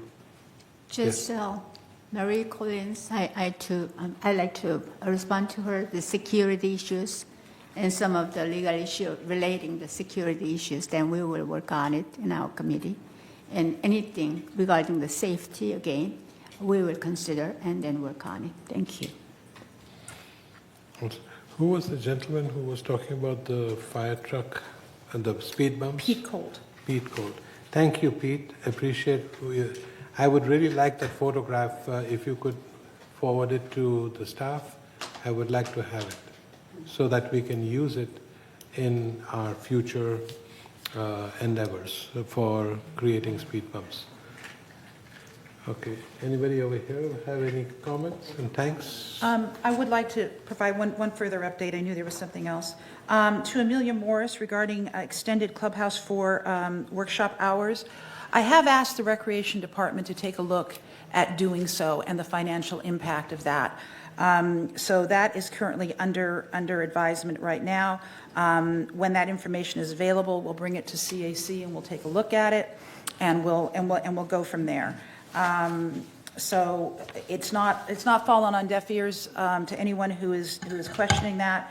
But we are also in the process of putting together a art advisory group, which might be a good place for that to start as well. And regarding voting advisors or voting members who are not GRF or United or Third board members, that is a bylaw change. And if that is what wants to be pursued, that is a matter that's larger than just asking for it. And that is, and we've had that discussion. Regarding the dog park, yes, there is a dog park over on Ridge Route. And we are working with the city to see if we can open up a smaller or more nervous dog, that is the term, area within that dog park. In addition, we are also looking at the possibility of having the city provide buses to take our residents over to said dog park. So we are working, but as someone mentioned earlier, things take time. The wheels of progress move slowly. But we do listen and we do hear you. Thank you. Okay. So we are now at the consent calendar. Can I ask a question No, we're done. We're, Who is that? we're done. This is not a back and forth, please. Thank you. So we are now at the consent calendar, and I ask for a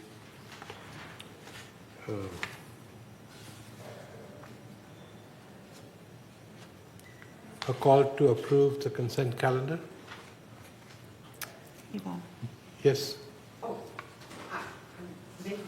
Thank you. Second, okay. So if there is no objection, then the consent calendar is approved with the amendments that we had made earlier. Okay. The next item is number 11, unfinished business. Disciplinary update report. Is there anybody here to give us a report? Is Miss Francis here? Oh, yes. Francis is here. Woohoo. Hi, Francis. Hi, good morning. So before you is the disciplinary update report, is agenda item 11A. The breakdown or the table that's before you is the breakdown of the April to June cases. Because of the timing, we were not able to include your July cases. We started the month with 62 cases and ended the month with 53 cases, so almost every category went down. That is not the case for July. So in July, you'll actually see a large increase in some specific areas. But that concludes my report, short and sweet. So I'm available if the board has any questions. Does anybody have any questions of Francis regarding the report? Thank you, Francis. as You're always. welcome, my pleasure. Oh, wait a minute. Yvonne has one. The one thing that I brought to your attention about the water, Yes. We're looking into it, we're investigating, and we are working with security on that matter. So I could give you a much more specific rundown next week at our hearings committee. okay, thank you. You're welcome. Thank you. Thank you, Francis, as always. Moving on to item 11B, entertain a motion to approve the schedule of traffic monetary policies. This was under 28-day notification as of our July meeting and is now up for voting. I will have our secretary read the resolution-ish. Oh, it's short, okay.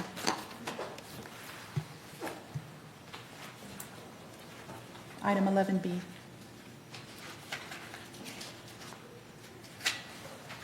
Traffic monetary. Yes. Resolution, turn my microphone on, okay. Resolution 90-26-XX, the schedule of traffic monetary penalties, whereas at the April 15th, 2026 Traffic Hearing Committee meeting, the committee approved the recommendation of the proposed schedule of traffic monetary penalties to increase the penalties for speeding. I'll skip down, and now therefore be it resolved that on August 4th, 2026, the Board of Directors of this corporation hereby approves the revised schedule of traffic monetary penalties and presented, and further resolve further that the officers and agents of this corporation are hereby authorized to carry out this resolution as written. Thank you. Do I have a motion to bring this to the floor? John? John Cornell, and Mickey is going to second. All right, the motion is on the floor for discussion. Anybody? Discussion? No discussion? Is there, okay, so one more thing. Is there any discussion from the members, from the board members before we move on to member comments?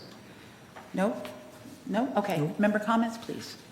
Yes, there is that member comment that was sent in via email, so I'll read it now, from Teresa Frost. And they stated, I strongly support the increased speeding penalties, but I am concerned that the proposed schedule begins only at 6 miles per hour over the limit on our narrow streets where older and mobility impaired residents may need extra time to enter or exit parked cars. Nearly 30 miles per hour is simply too fast. I regularly drive a little below the posted limit and am often tailgated. Drivers also routinely disregard the 15 mile per hour curve on Avenida Castilla, where limited visibility in 2 connecting cul-de-sacs create a particular hazard. I've also seen village buses and staff vehicles traveling at speeds that appear to approach 30 miles per hour. GRF's own drivers should model the cautious driving expected from everyone else.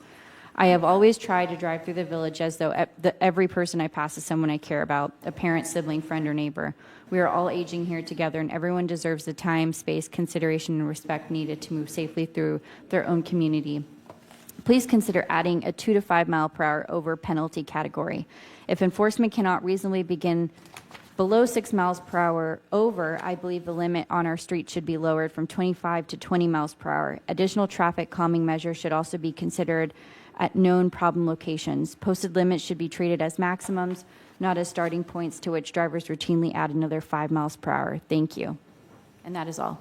Thank you. Thank you, Teresa. And with that, we will call for the vote. Yes. All in favor of the resolution as... Again, the screen. Oh, that's right. We're moving faster than Michaela can. There we go.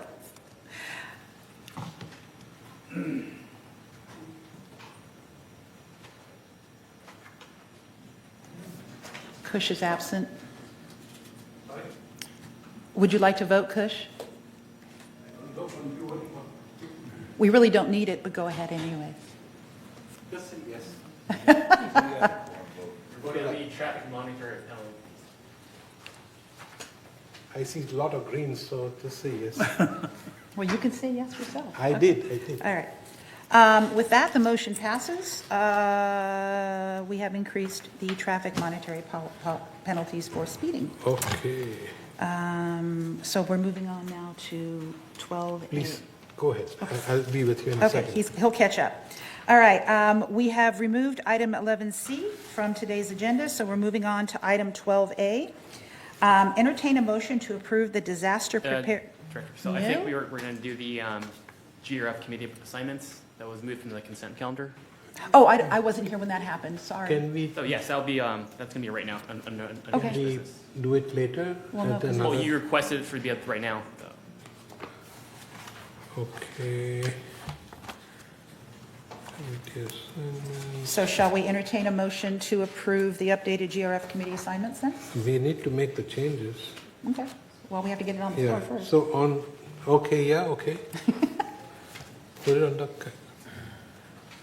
Do I have a motion okay. to make a approve motion, we the approve. updated GRF committee assignments?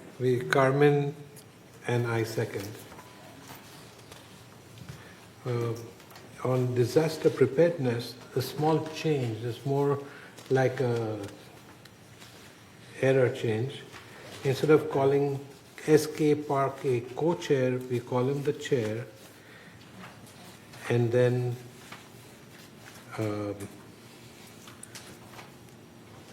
who is our second? John Kelsall is the, we don't need to call him a vice chair or anything.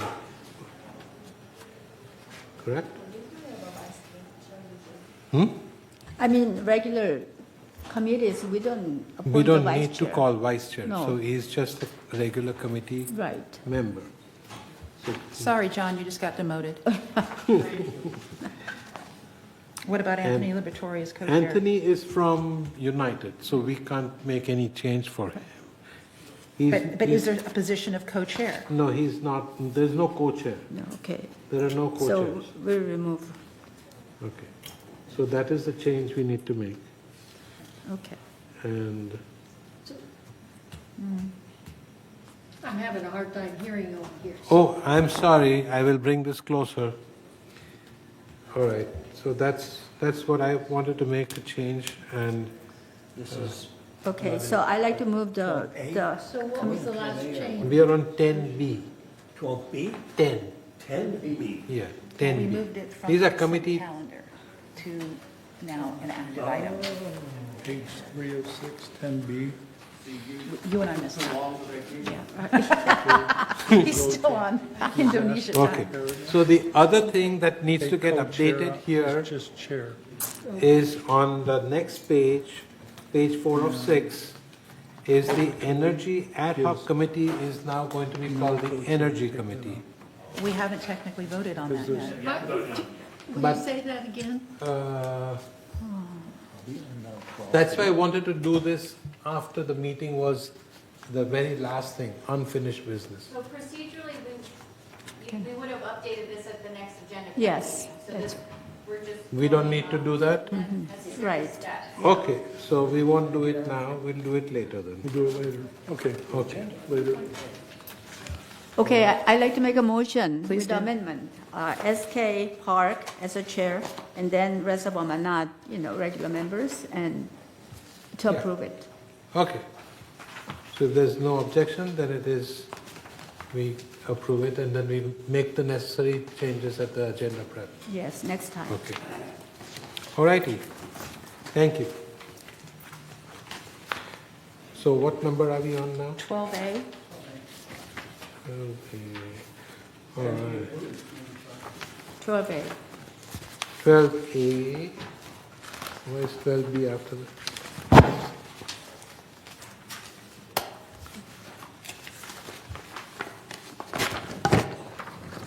This is about the Disaster Preparedness Committee Charter. There's no charter here. There is. Is there a charter here? Keep I don't going. see it. It's on the You're back. 11B, go to 12A. 12A, Page 5 of 8. correct. So, Shall I read that? do you want to read that? I'll read that. Resolution 90-26-XX, Disaster Preparedness Committee Charter. And I'll just read the first paragraph. Whereas the purpose of the Disaster Preparedness Committee is to promote disaster preparedness and community resilience by serving as the board's advisory body on emergency preparedness matters, supporting resident education, volunteer coordination, emergency planning, and collaboration with public safety and agencies. We'll skip down to whereas on July 28, 2026, the Disaster Preparedness Committee approved staff's proposed charter to be presented to the Board of Directors. Now therefore be it resolved August 4th, 2026, that the Board of Directors of the Golden Rain Foundation of Laguna Woods hereby establishes the Disaster Preparedness Committee and as a standing advisory committee of the board. And resolve further that the officers and agents of the Golden Rain Foundation are hereby authorized and directed to carry out the provisions of this resolution. I move that we accept the resolution as written. I second it. Lovely. Anybody I thought we were going to put it on on He the? made a motion, and we usually use the screen to vote. We haven't voted yet. We haven't Been voted. voted yet. We just Okay. called for a vote. Okay. This is item 10A. No. Are we voting on No. 12A. 12A. Actually, it's 12B. B. B is in bold. Disaster preparedness. Yeah. 12A. Entertain a motion. Oh, I'm sorry, wrong one. 12A. Yeah, I'm reading Excuse on me. the page. I got it. He's moving on to energy. Yeah. Are we voting online or verbally? Do we have any discussion? Usually you guys have a discussion. Usually. I asked, nobody said a word. You did not. Ask for discussion. Anybody, discussion? Nope. Nothing here. Ready to vote? Yes. Ready to vote. Okay. Okay, thank you.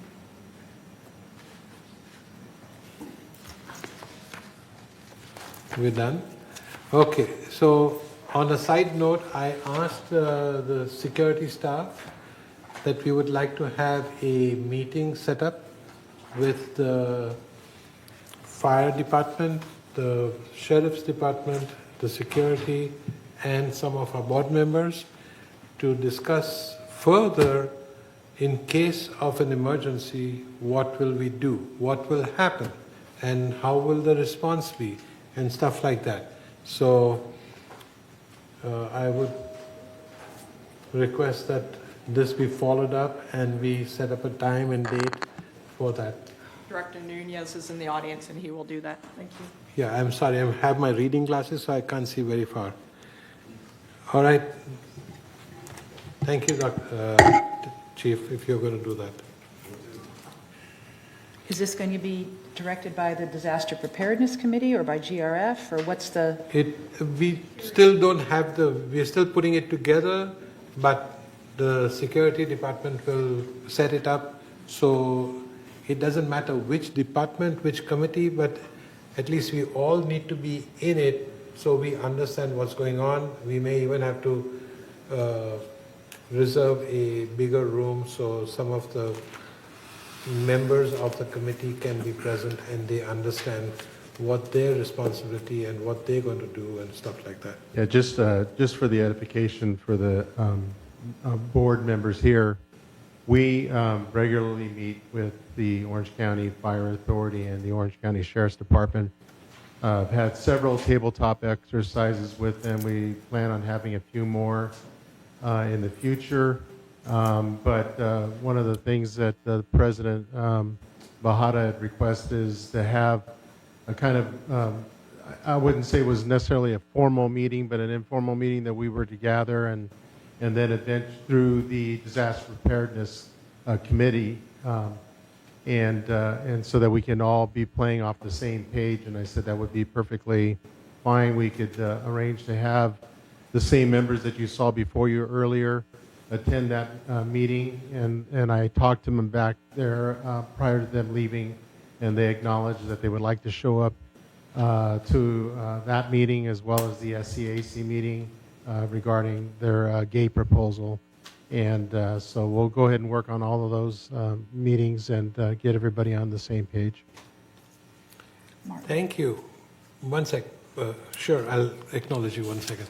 My concern is that in case there is an emergency in the middle of the night when 99% of the staff is off the village, what will happen? Right. Who will be here? I know I spoke to one of your security people and says we have 4 or 6 people in the night. And how will we attend to that emergency? Right. So that is the thought that brought this up. Okay? So you live far away.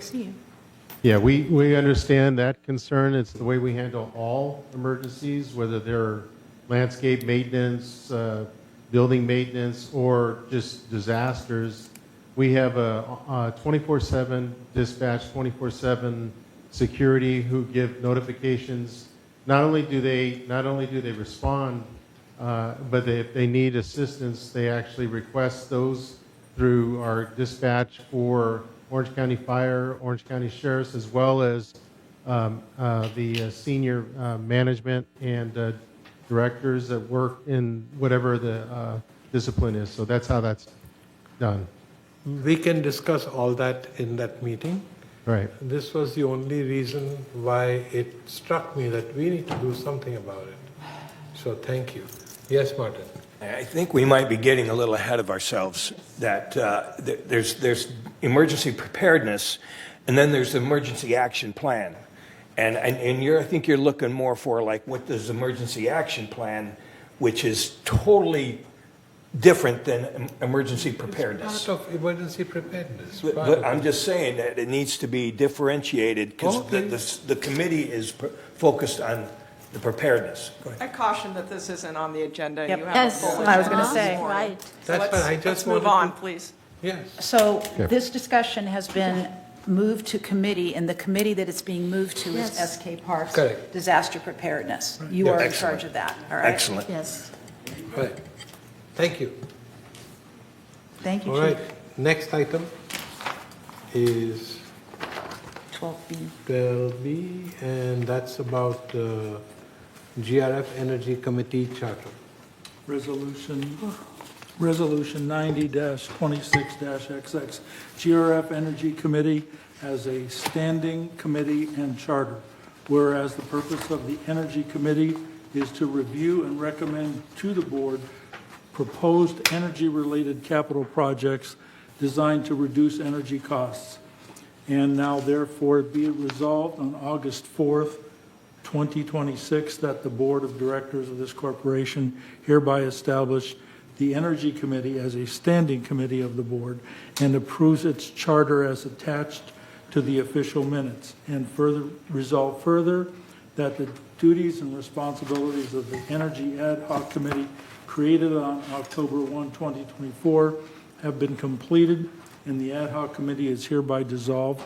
And resolved further that the officers and agents of this corporation are hereby authorized on behalf of the corporation to carry out the purpose of this resolution. Okay. Okay, Mickey moves. I second it. Thank you. Any discussion? Yes, sir? Okay, if we approve this, will this then negate our ability to be able to vote on the 12F, is it, regarding the RFP proposal? We can still vote on that, even though we approve this now? Yes, you can. Yes, okay. We just moved it up.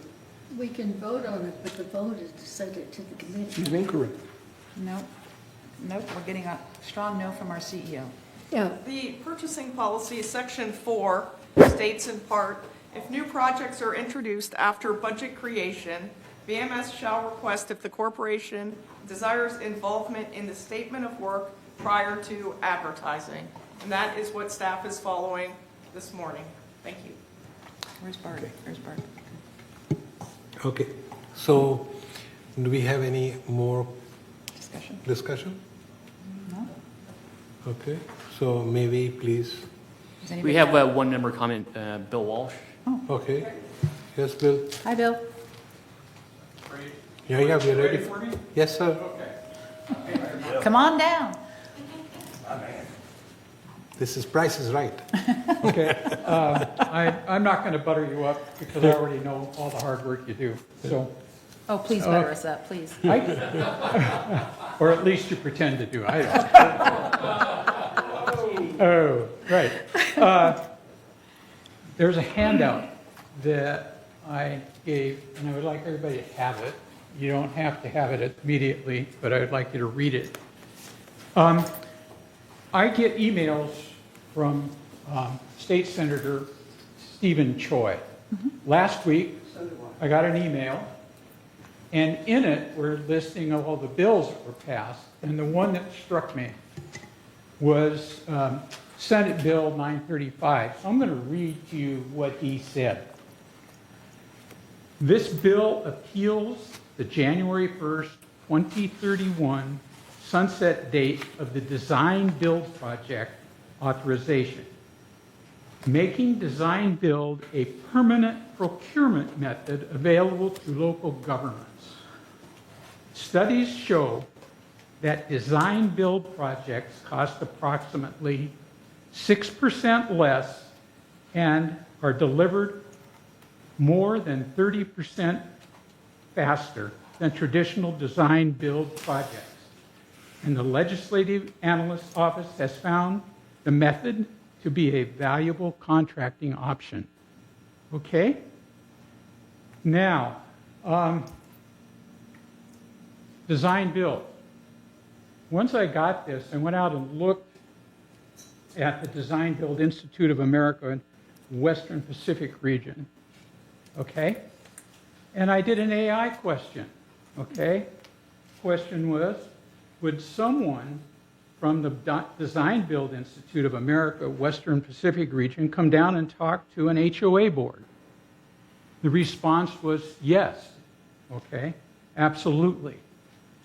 I think it's very important for this board, or actually third board or United board, to understand what design-build is. And so I recommend, and I would really love to see it, and I would love to be invited to a discussion with somebody about design-build from this organization. Because I think we spend a lot of time going with RFPs, we go out and try to find consultants to give us information.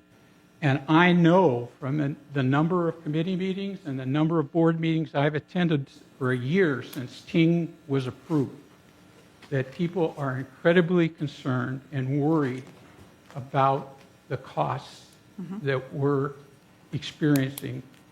And we all know we're experiencing what's happening with inflation. So it's no secret, if we can find a cheaper way to do business, we need to really find out how to do it, okay? Yep, that's all right. And I would appreciate it if you would consider that. Thank you very much for your time. Thank you. Thank you, Bill. I think that would have been better for 12F, but that's, Yeah, Martin. I'm glad you brought it up. well, yeah, but So you may want to take charge of that. Yes. Okay. All right. We need to vote on this item. I call for the vote.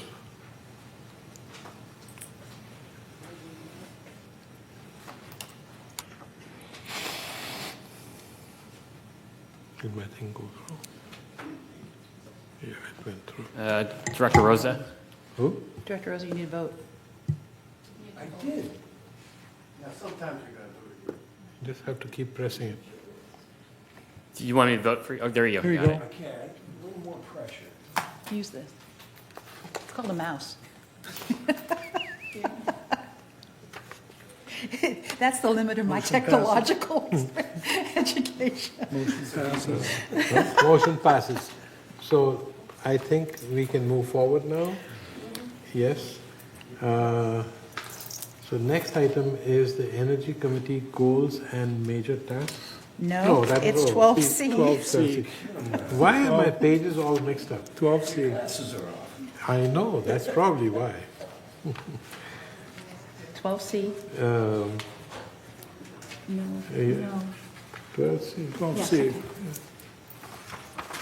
All right, Board of Directors, proposed Clubhouse 4 artwork display and installation of guidelines and establishment at a creative art advisory group. Resolution 90-26-XX, proposed Clubhouse 4 artwork display and installation guidelines and establishment of a creative arts advisory group. Whereas the staff recommends the proposed framework and guidelines for the display and installation of artwork within Clubhouse 4, establish a Clubhouse 4 creative arts advisory group to evaluate future art display proposals prior to committee activity review, and the Golden Rain Foundation Board approval, and I'll skip down to the bottom, whereas the establishment of a Clubhouse 4 creative arts accessory group consisting of representatives from multiple Clubhouse 4 studios would serve in an advisory capacity only, reviewing and evaluating art display proposals and providing recommendations to the CAC.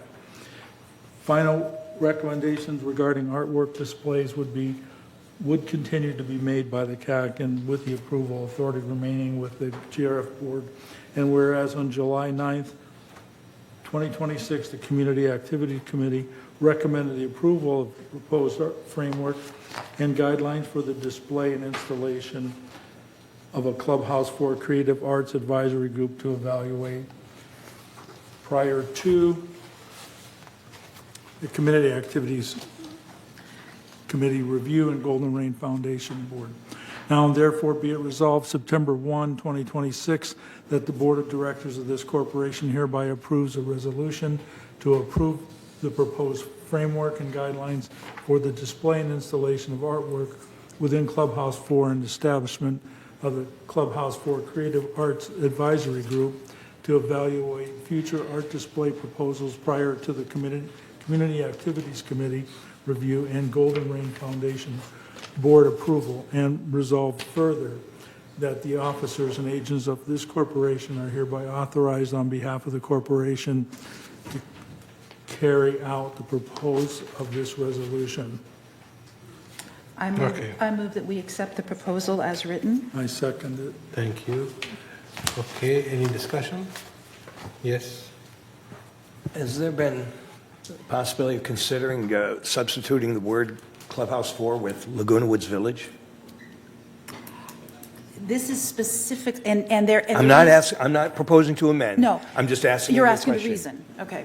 The reason is because this will specifically address placement, approval and placement issues in and around Just Clubhouse 4. Yeah, the Clubhouse 4, which has now become basically, the Well, artist that's the workshop. art, and yeah, that's the art place. Yeah, Yeah. and that's why. But why not have an art advisory group for other clubhouses and the community center? And I would like nothing better than that, but we walk before we run. Yes, the short answer is yes, I think we will get there. I would love for us to get there, speaking for myself, but I hear Yvonne nodding her head as well. But Okay. this is specifically for how art is going to be presented at Clubhouse 4 at this point. And then I we can guess as we see expand how it. that goes, then we can adapt. So goes. Okay. So be it. Anybody else have any comments? Yes, John. Having been a member of a similar committee for the county of Hernando in Florida and the city of Brooksville, it is a job that is one of the best jobs in the world because you're seeing and you're approving art institutes on we were doing it for buildings everywhere, and it was a great experience. Okay. Do we have any Good start. comments from anybody else? I want to commend staff. They put this together very quickly, and they did a thorough, comprehensive review, and it was based on other art advisory group templates. And I just want to thank them for really working very, very hard and diligently on this. Okay, so it brings us to the main question. Shall we vote? Go for it.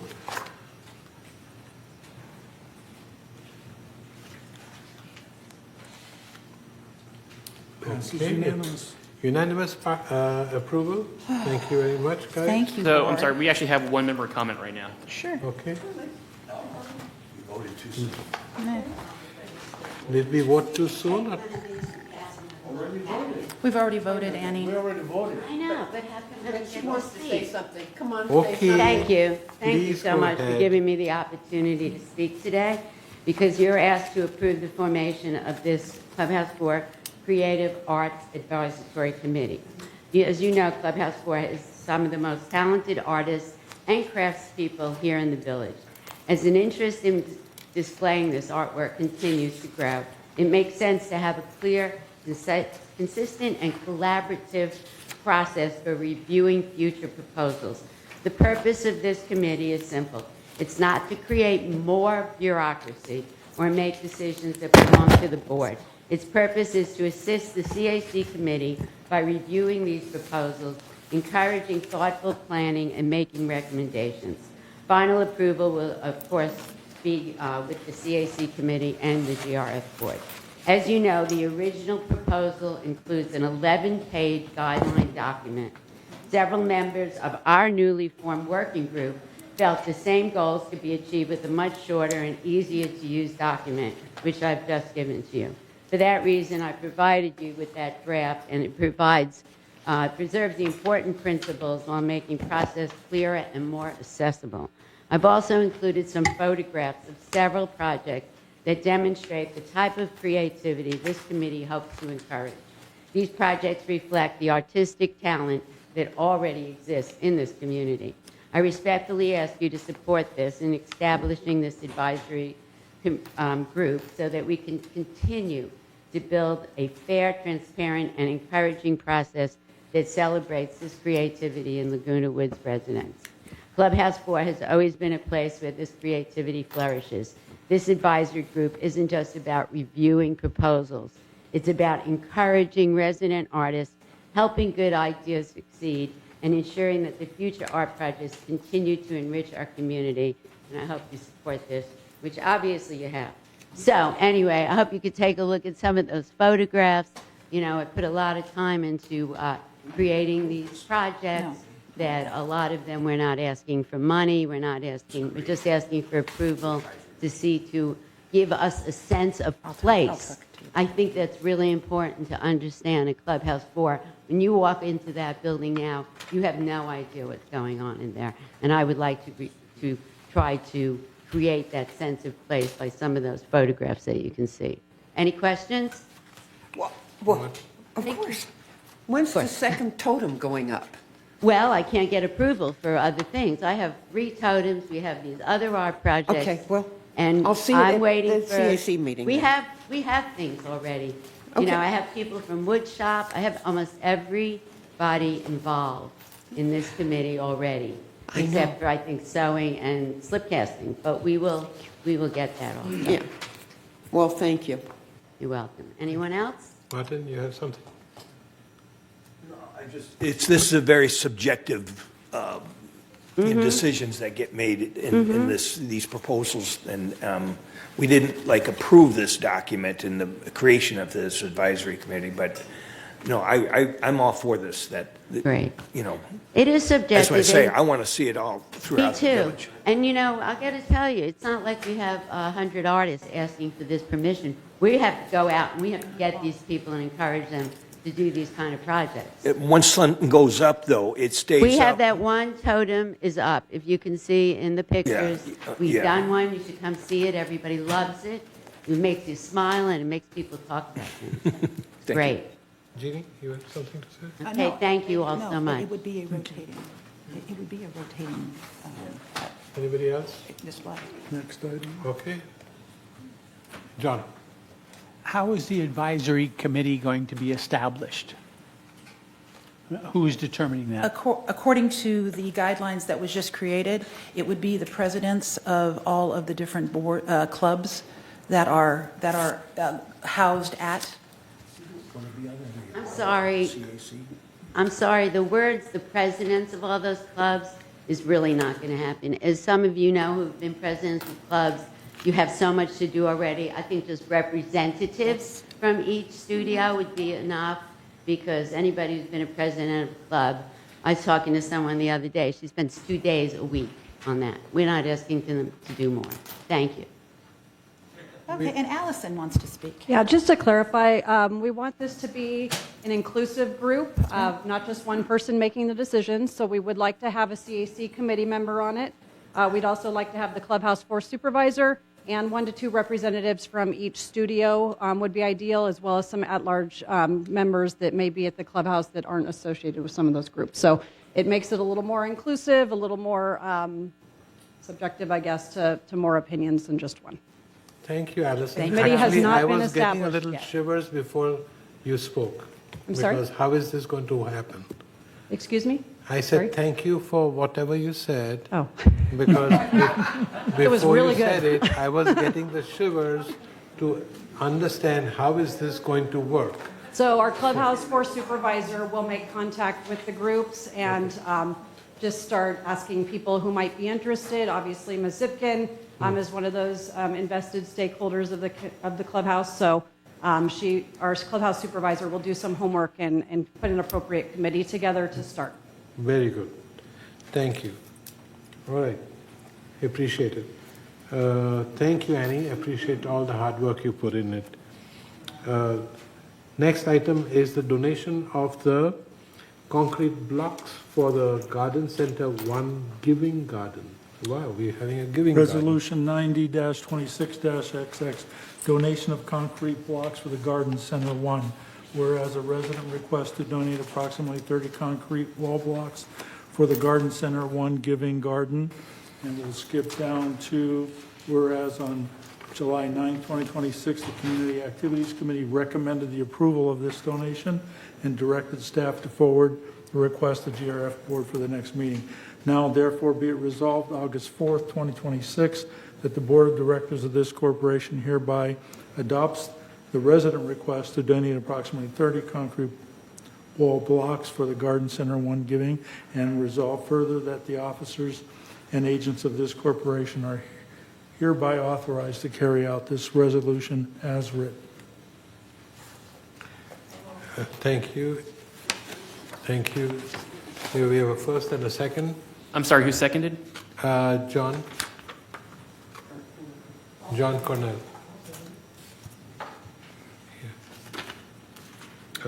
Is there any discussion? Thank Anybody? you.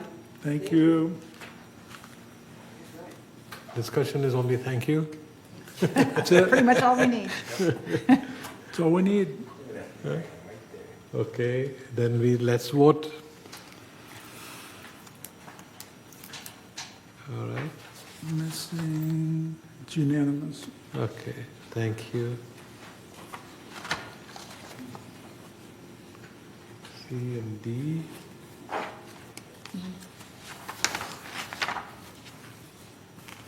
Motion passes. E, yeah. Motion passes, and we Oh, the next is a discussion. going next to number E,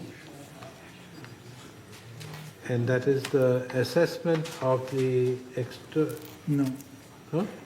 Yes. just Number E. E, right? Uh-huh. So, Well, I think Dick is going to do it. say it again?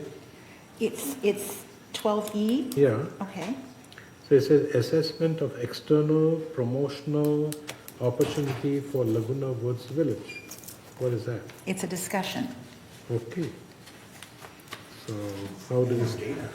I don't know either. Who's going to speak on it? Well, I'm sure Dick Rader will. Or maybe Elise. Who's up to bat? Come to the Did I microphone. say that out loud? Dick, are you ready for it? Yeah. Who is talking about this? Anybody? I thought Elise was doing a presentation. Elise. Elise. Elise would like to speak. Hi, Elise. Oh, my goodness, we don't get to see you all the time. Well, here I am. There you are. Okay, so, good afternoon, everyone.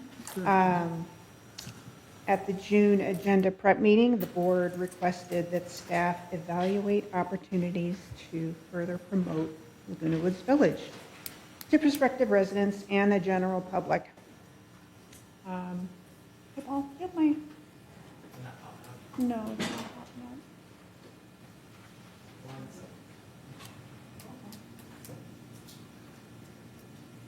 Just something so that everybody can follow along with the discussion. Perfect, thank you. So communications reviewed the existing public-facing communications platforms. We benchmarked comparable communities, Seal Beach and Rossmore, and we looked at potential opportunities for board consideration beyond what currently exists. And those initiatives would require varying levels of staff resources. Next slide, please, Paul.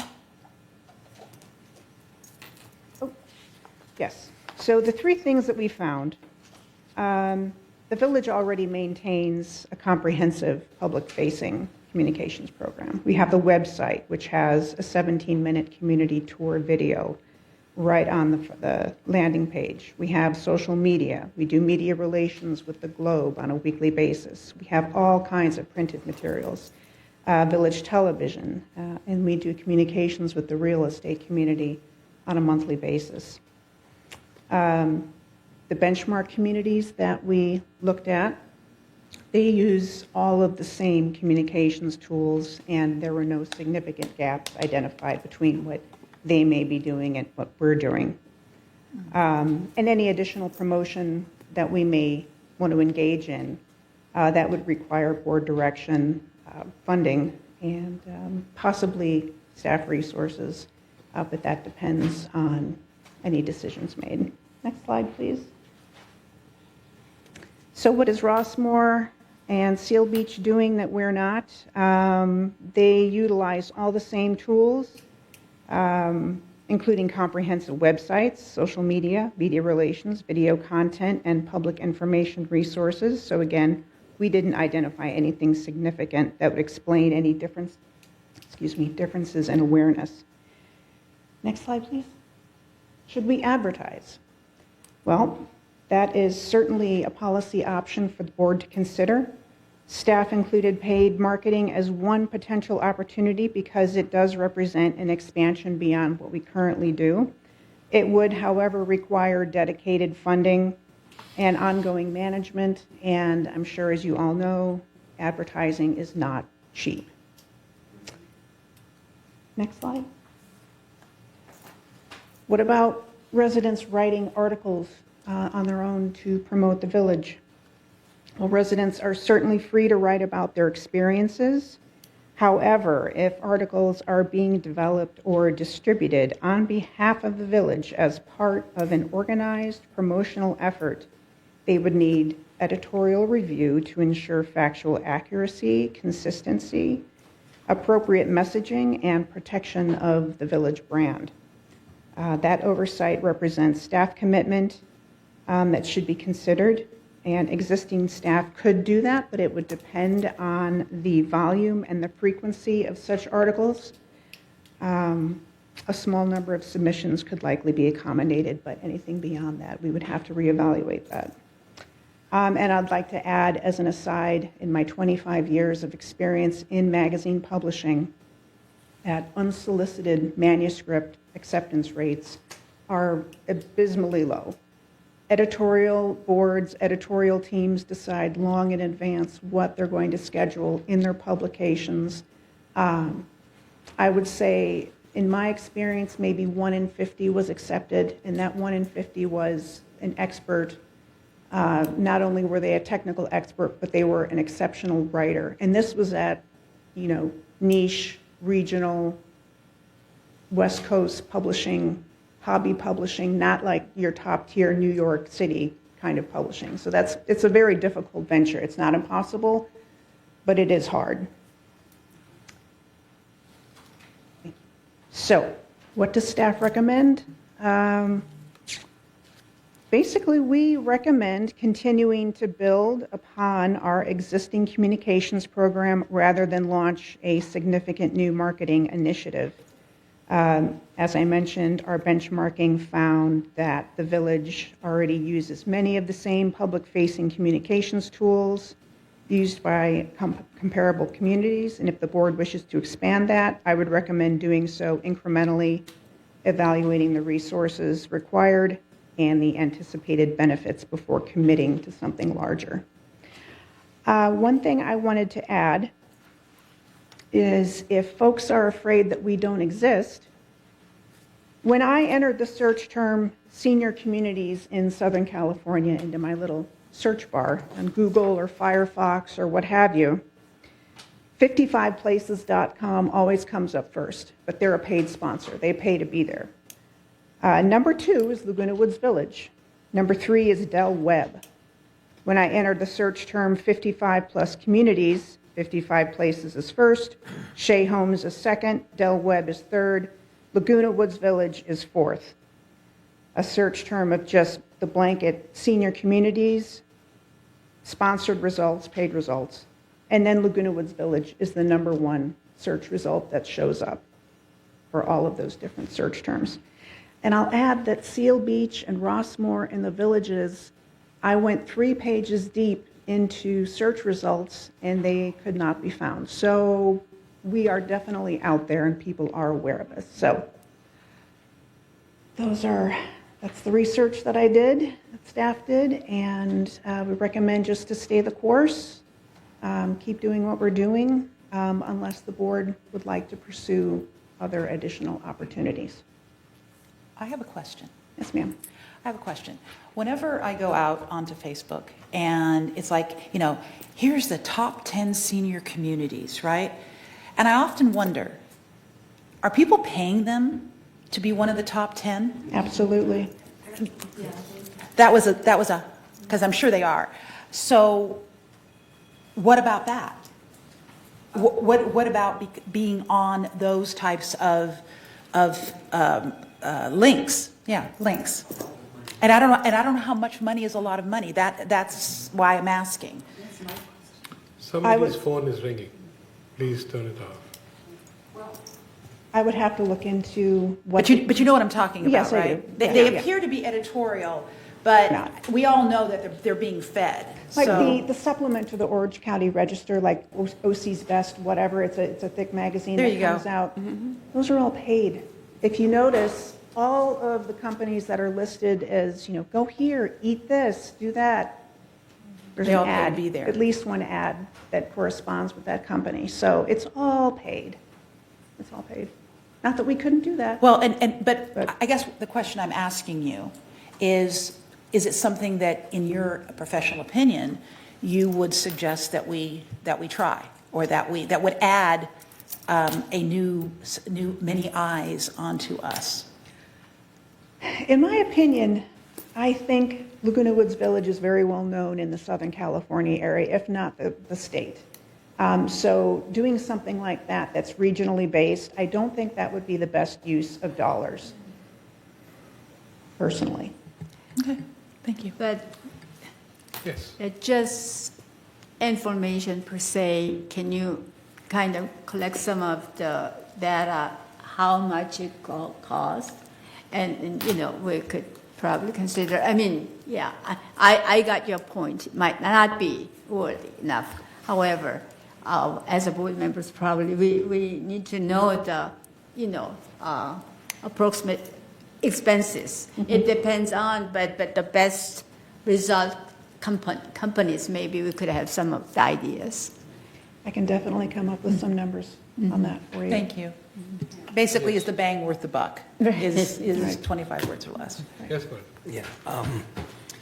I don't envy your position, I believe Mr. like Vaughn. with what, it can't be overstated as to how social media has brought out so many different opinions about so many different things, and we're right in the middle of it now, especially with this broadband project. I know that we are now, we've found out that, Ting is like, or Laguna Woods Village is Ting's biggest customer with respect to a private distribution network, one of the largest in the country now.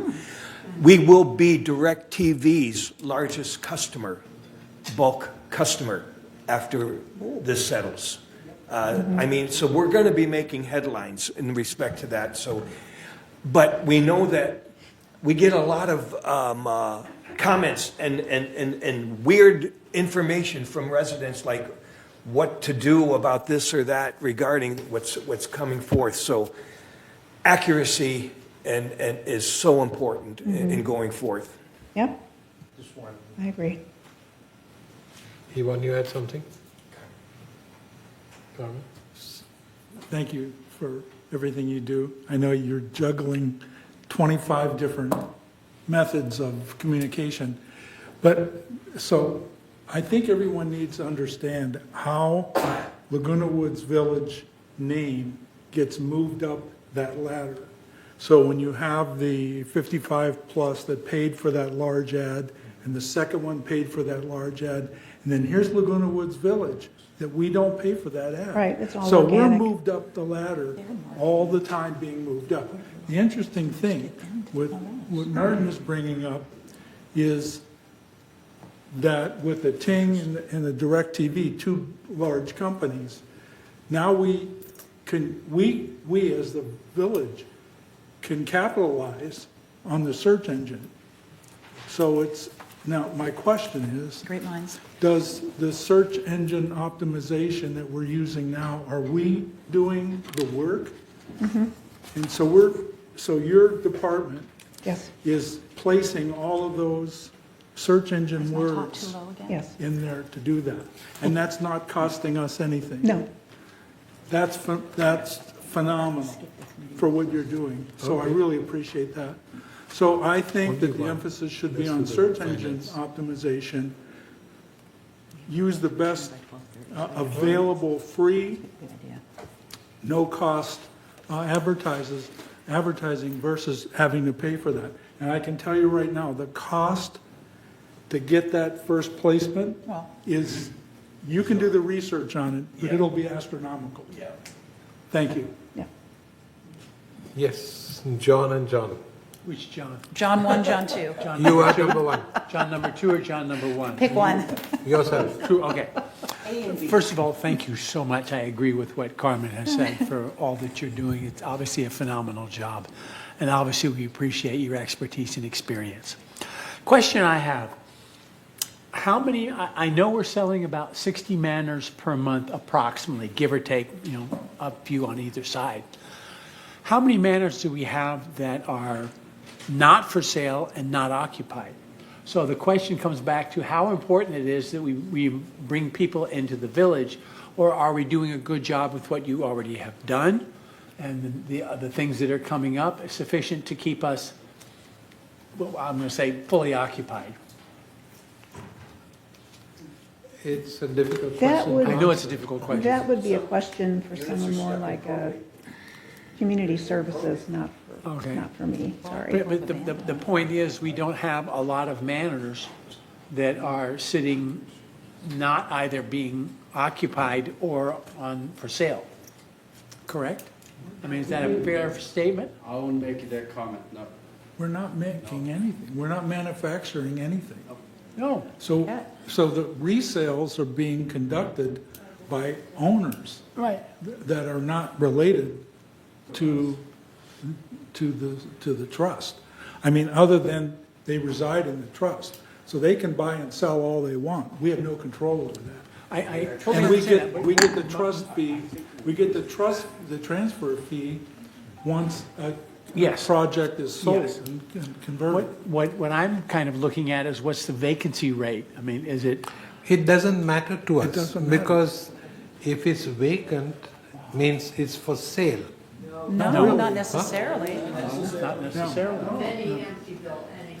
They're in probate, the family doesn't want to do move with them, But they don't know what to do in with them. any case, whoever owns it still pays the HOA dues.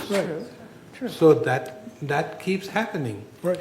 So out of the 12,736 manors that we have, I'm sure almost 99.9% pay the HOA dues. And that answer can come from Shawan's office. I cannot tell you for sure. We don't have that many in foreclosure, because we see them every month when that happens, right? Yeah. Someone is paying those Yeah. assessments, Correct. even if it's vacant. That is moot in terms of an untapped resource. This Oh, whole vacancy thing is what I was worried about. this topic came up only because the resales were not happening fast enough, and our $10,000 that is being paid for all the sales was kind of stagnated because of that. And that's why this topic came up. It did not come up of any other reason. Okay, forget everything else I said. Thank you for doing a wonderful job. Elise, Okay, you Elise. do a phenomenal job. John. Search engines. How prevalent are we on search engines?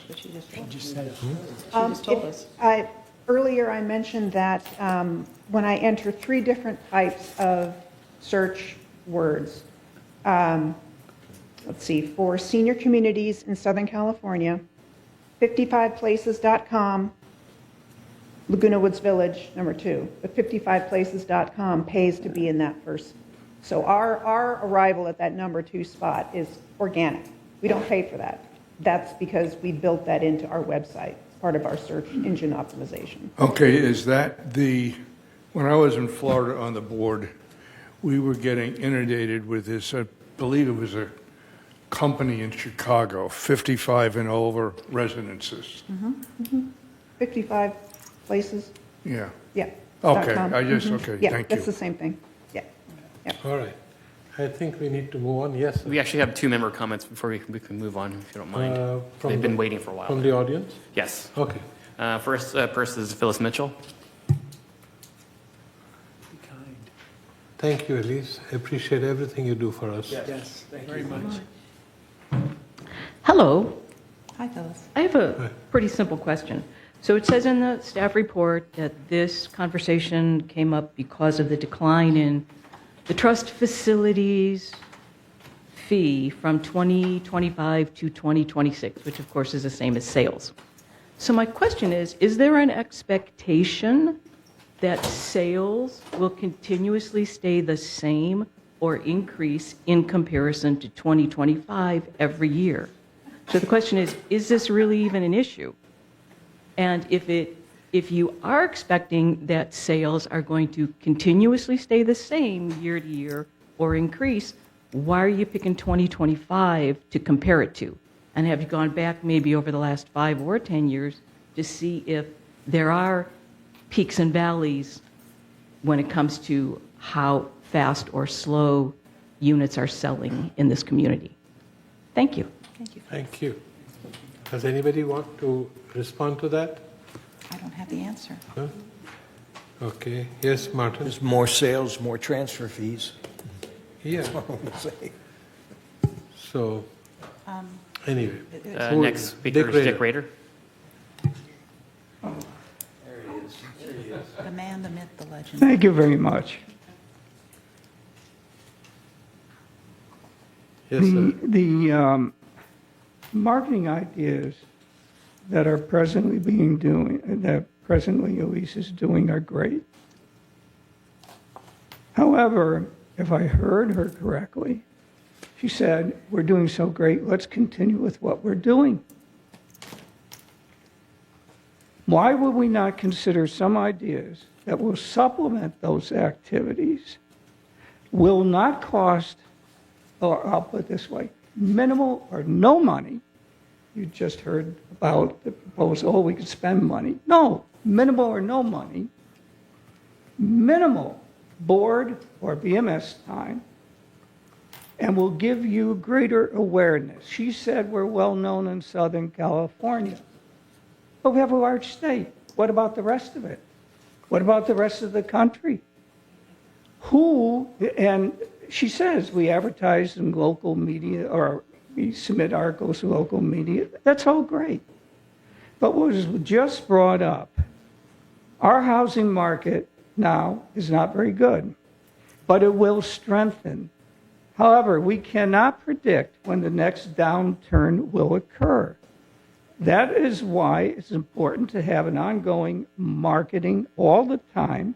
But some of the new proposals, which I just said, don't cost, no time on the board, will expand, help to expand the pool of potential buyers, because we could get them to look at the website.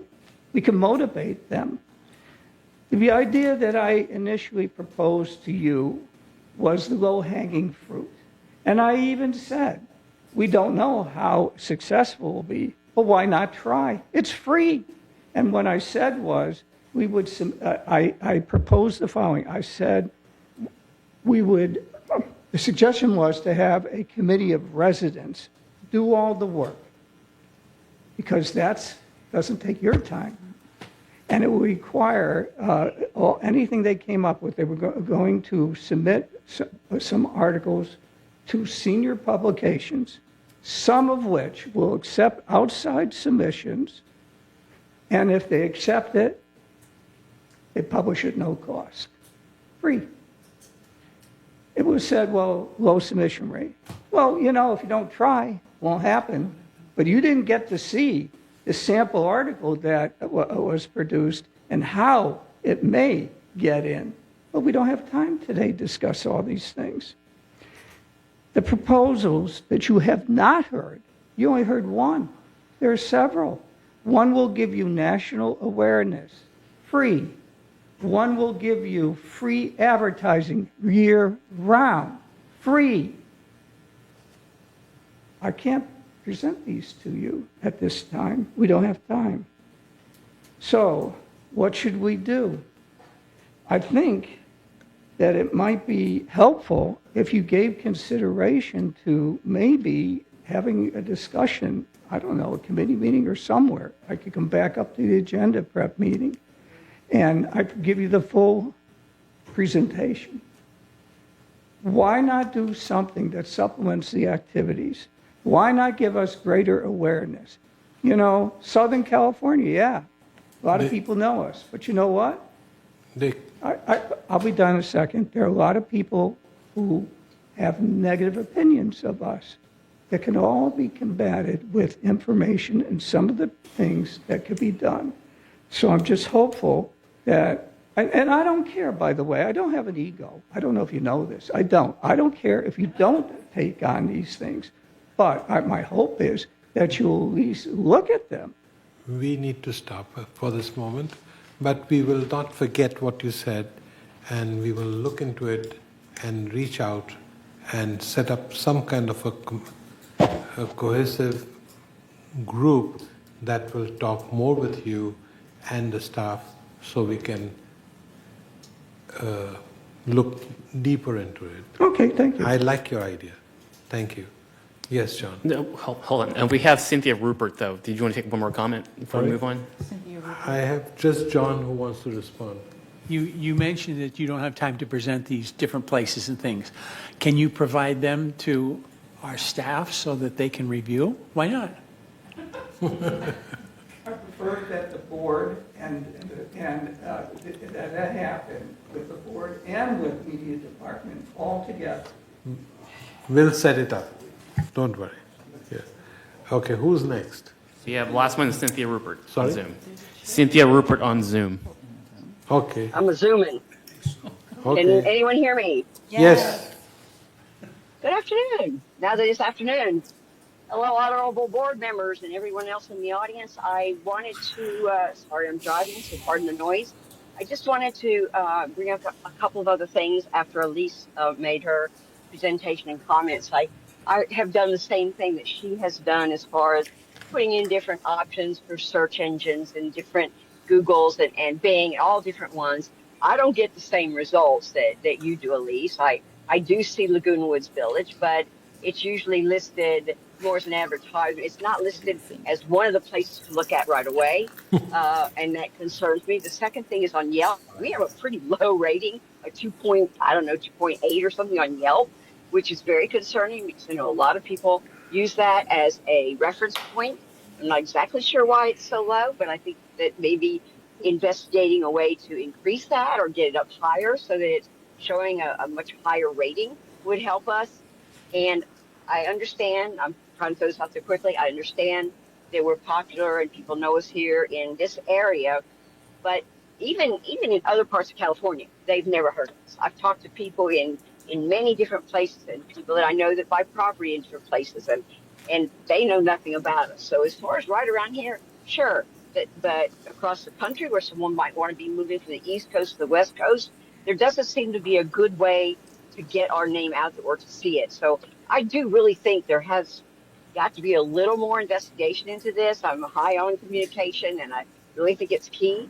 And I really do think there's other ways. And if we do have to start meta tags or pay for whatever, I think sometimes it's worth it just to do that. So I just want to throw those things out there that I didn't get the same results. I don't get Laguna Woods Village up as quickly. Yes, 55 plus is an advertisement. That's to help find places and other things. Wellington, all those come way above us as far as on Yelp and things like that. So again, I'm summarizing. Let's do a little more research. Jump in there, whatever you can present. Let's find whatever we can use, and anything that's free is better. So let's find out why Yelp is so low. That is very concerning. I have an idea when she's done. Thank you. Thank you, Cynthia. Yes. You're welcome. I have an Everybody a great idea, day. and it was spawned by something you said. If we are Ting and we are DirecTVs, we are now going to be their #1 customer. Is that, did I hear you correctly? Yes. Then why doesn't our media and communications department partner with them and use them, have them use us? It's a win-win if we partner with them. This is kind of new development, isn't it? We can discuss that. See But what that's if they're going out and advertising, they can carry us along with it. All right. We need to. Do we have any other comments on this point? I think we need to move a little faster now. We have an appointment at 1:30. Yes. So the next item that we have, are we done with this item or? I think, do we are we going to We've invite Dick beaten it back? to death and Are we going to invite Dick back for a presentation? maybe one time. Let's talk about it later, Dick, one of these days. Okay? All right. Next is RFP for the design of the new PV solar system with energy, what the hell is happening? Energy storage devices and the maintenance center building D. At the maintenance center building D. Okay. Carmen, do you want to read the? I shall read Do the you want to resolution. wait till after he, We'll have a question. Bunny, do you want to have him? After? Read the resolution. Read the resolution Make first. a motion to move the sign. Yeah, standard procedure is to read the resolution first, then you can make your motion. Right. Request for Resolution 90-26-XX. Request for proposals for the design of new PV solar system with energy storage device at the Maintenance Center Building D. Whereas on June 29, 2026, the GRF Energy Ad Hoc Committee voted unanimously to recommend the Board of Directors approve an RFP for the RFP for the Maintenance Center Building D solar project. And whereas on July 16, 2026, the Board of Directors tabled and referred this matter back to the Ad Hoc Committee for further discussion. And whereas on July 27th, the GRF Energy Ad Hoc Committee passed a motion by a vote of 6-1 to 0 to recommend the Board of Directors authorize staff to release an RFP for the design services only for a solar panel system with energy storage device at Maintenance Center Building D. Now therefore be it resolved, August 4th, 2026, that the Board of Directors of this corporation hereby authorizes the staff to release an RFP for design services only for the solar panel system with energy storage device at the Maintenance Center Building D, and resolve further that the officers and agents of this corporation are hereby authorized on behalf of the corporation to carry out the purpose of this resolution. I make a motion to accept. Martin, and then second by? John. John? Okay, Cornell? Any discussion? Discussion. Now discussion. Okay, it's inappropriate to have the board release an RFP. And that's why, No, it's not. yes, it is. We did it for ITAC, we did it for broadband. You know, I don't know that history. You'd have to show it to me. But what I'm saying is, when we do that, we're bypassing our traditional way that we do business, and that is to have the committee review it, have finance review it, and then bring it to the board, and also have the corporate members be involved in those decisions. In the RFP? The RFP has other corporate members as part of the committees, okay? Right. So if you want to go this route, try it. But what I'm saying to you, you're taking a risk that it's just going to be lost. Oh, I'm going even Half one the further. corporate members. I'm going even one further. I'm requesting that we amend this Okay. resolution. Okay. Okay? In the third paragraph, the third sentence, remove the word service only and install the word build. Okay, but I would amend. the That is, motion yes. And say I that want we to move need- this to a design build RFP, not a design services only. Okay, we can do that, but it still needs to be done at the committee level, not at the board level. Well, the committee's already done their work on it, and they've taken it to the board. Okay? No, that was the ad hoc committee. But, last month you said that On the 27th ad of hoc the committees couldn't release an RFP. And so they approved an RFP to be sent to the board. So, now you're saying now that it's a committee, it's got to go back to a board? It's gonna. Or back to a committee? It goes back to committee. No.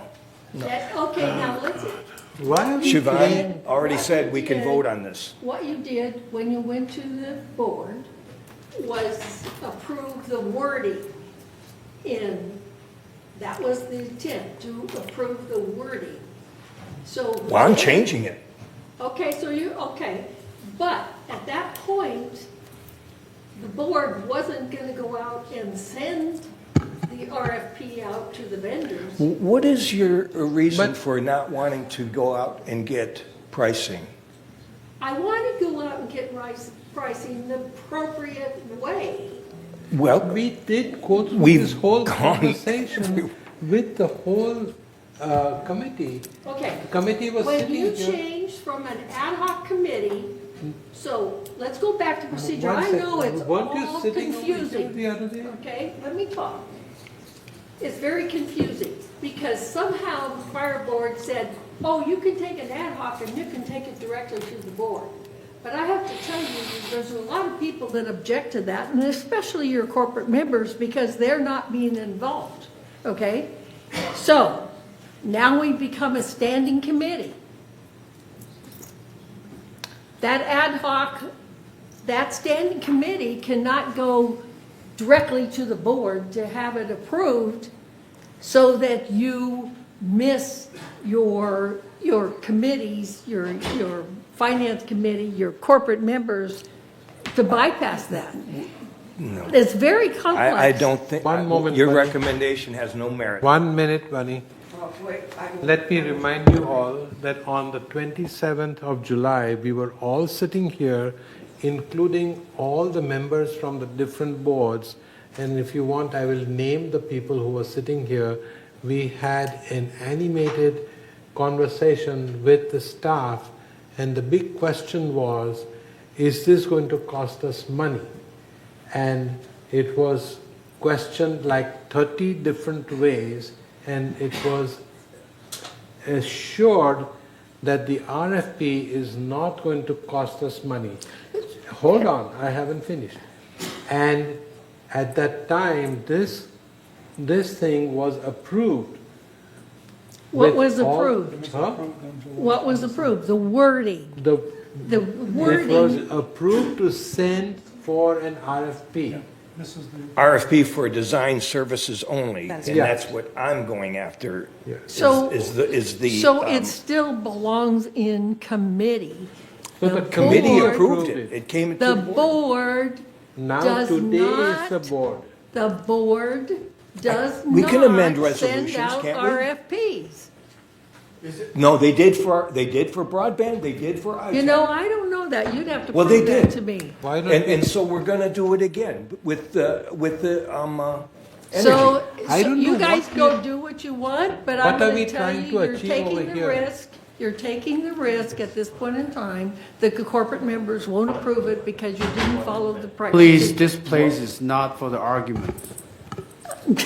I'm trying to state my case that we as a board do better when we follow the proper procedure. What are we trying to achieve over here? We are just asking that this be approved to ask for an RFP. That's what I want to do in the proper committee. So we did ask the committee to do it. It's already been done. I don't know what is the Where next. this says Can you you call want the board somebody? to go out for the RFP. I'm saying the committee should go out for the RFP. Last week, or last month, you said that the committee was not appropriate to go out to an RFP, that it had to be the board because it was an ad hoc committee. I never said the board had to do it, and if anybody Well, you said ever that the ad thought- hoc committee didn't have the authorization to release an RFP. Ad hoc. Please. Now Yeah, we're that's what, standing. yeah. So now, See, now we're There's a playing games. difference. So now The what thing do of we it is, do? there's We a lot, already there's a time made- delay, if I may call the talk. question is what There's you a, do. there's a time restriction here that if we don't get this done by the end of So- 27, it's not gonna be. Now, there might be a certain, party that doesn't want to do this solar,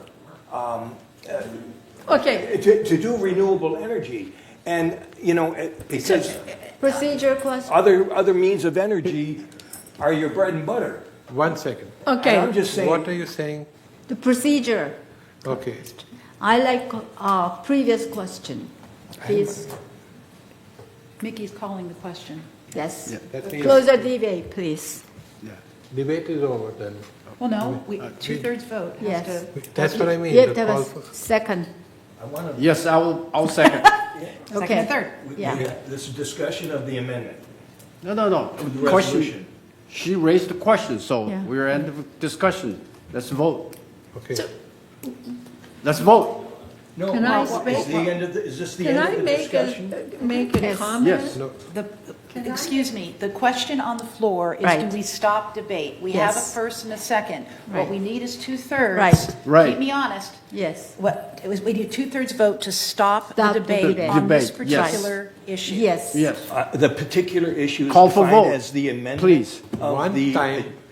The I don't particular know. issue Okay, is hold on. Point of order, defined I as don't the know that the amendment. amendment made the floor.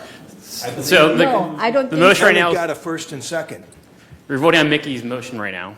Mickey made a motion. Yes. Yeah, To just stop disregard the what's on debate. your screen. You're voting on what Mickey just made right now. Yes. Call the question. Oh, okay, to stop the discussion Just to on stop the debate. Yeah. Just to stop the on debate. the discussion on the amendment.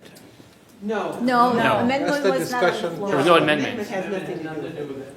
Amendment has nothing to do with it. Well, no, we were discussing the amendment No. that's been, No. that got a first and No, second. there was no motion. There was no. For the amendment, There- so. No. I made the motion to it. And I don't know that, I don't Yeah, know John, that John seconded. Stop it, guys. Let's start again if you You gotta want start to. again. So, when Director Pacella read the resolution, you first made a motion to approve the agenda item, which is this. You never made an amendment initially. Right. And then Director Cornell or Kelso seconded. I made the amendment. No, there was a discussion later on where you wished to make an amendment, but no one ever seconded it. I believe, No, there was no second. There was no second. Paul's correct. I'm still calling for the amendment, I'm still calling for a second. Okay, we have We to cannot do finish that. the discussion on this one first. Then you can make What your is this amendment. one? As written. Because the motion on the floor is as written But for I've design services only. But And we I've have- requested it for it to be amended. So now we have to vote on the amendment first. You never got a We second. never got the second. No, second. So it's not on the floor. Right. No. Nobody voted. So Yes. the That's motion the on the procedure. floor. I thought you voted, So, seconded it. Director Rosa, you said you wanted to change design service to design build, but there Correct. was no second there. So the motion So on we the have to follow the you're not gonna corporate second secretary. that? I could, but it never came up that way. I definitely. We were would in say- the discussion mode of the amendment. The No. thing right now is that the discussion be stopped. That was the motion. That's right. That is the motion, not the design build or We anything. voted. We were in the That's- discussion mode of the amendment. Correct. So the discussion No. be stopped. That is the thing. Is We that never. the- we You're never voting got right to now the to amendment. call the question. Are we voting on the original resolution? No, calling the Just, question. Close the debate. Stop discussion. Close the discussion. Right. Okay. So can you all vote, please? I'm trying, it's not working. Just use your finger There it multiple goes. times. Okay. Okay. Pass. Amendment. Motion passed. Okay. Motion passed?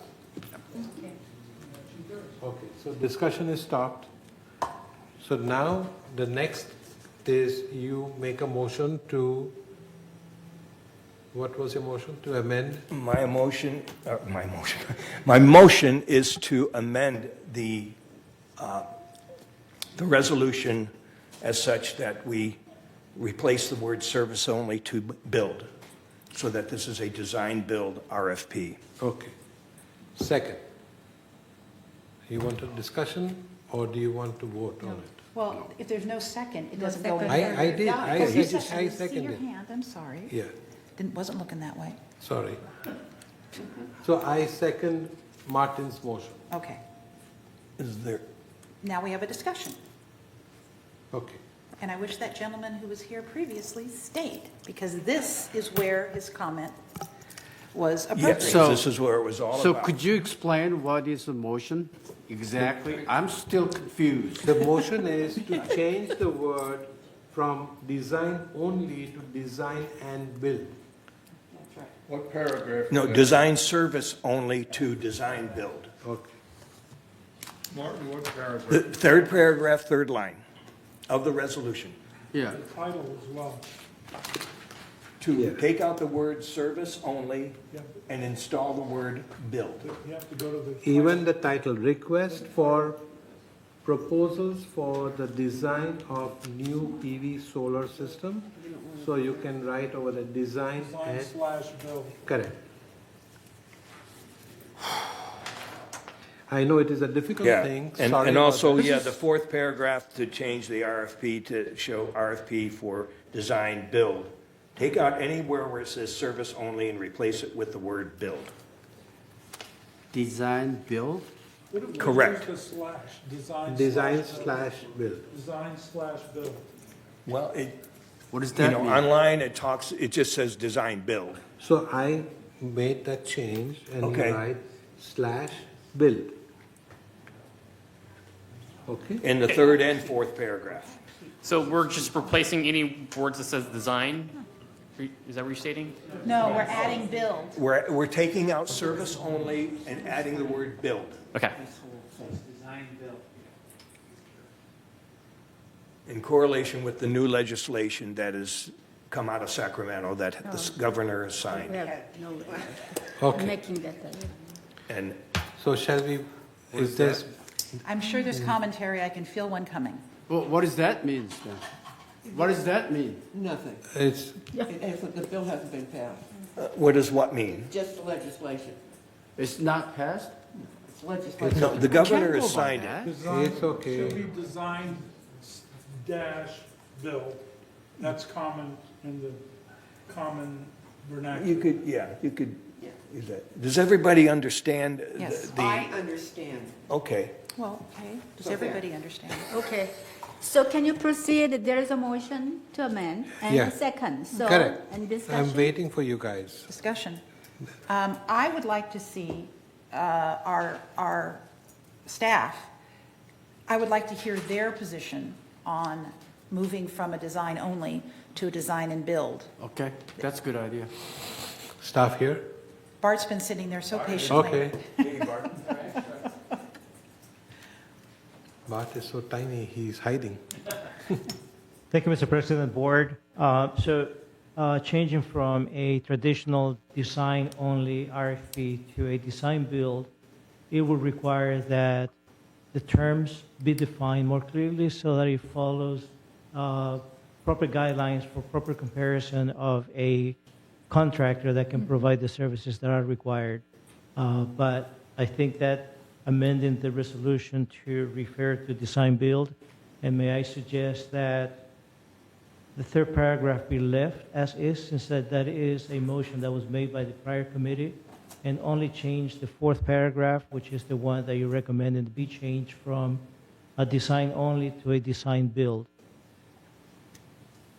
Oh, so only change now, therefore be it resolved.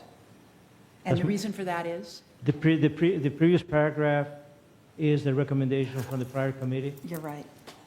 You're right, yeah. Yeah, the history can't be changed. It's the resolution that can be changed. Got it. Okay. Thank you. Yeah. I appreciate it. So Good could you catch. explain to us what that means for this RFP? Absolutely. So in the traditional way of presenting an RFP for design, an engineer or an architect is retained to evaluate, provide a report, design construction documents, and then put them out to bid to qualified contractors to do the installation.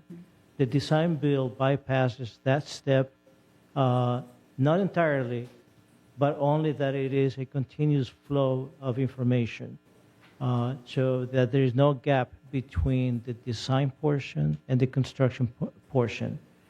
With the traditional way, you competitively bid for a qualified engineer to perform the services, and then you go to competitive bidding Right. for a contractor to construct the work that has been designed. The reasoning for that traditional design is that you have the opportunity to specify exactly what you want and how you want it, and that way contractors can bid on one set of documents or instructions. With a design build, you give the general instructions to that vendor, that vendor still has to go through a design phase and then the construction phase, and depending how you word that, that can overlap the design and construction phases. But in this case, it is probably the best approach to complete a design before the contractor starts construction. I hope that answers your question, Director Park. Then what is the advantage and disadvantage of our situation? From my perspective, and that'll be my way of interpreting this approach,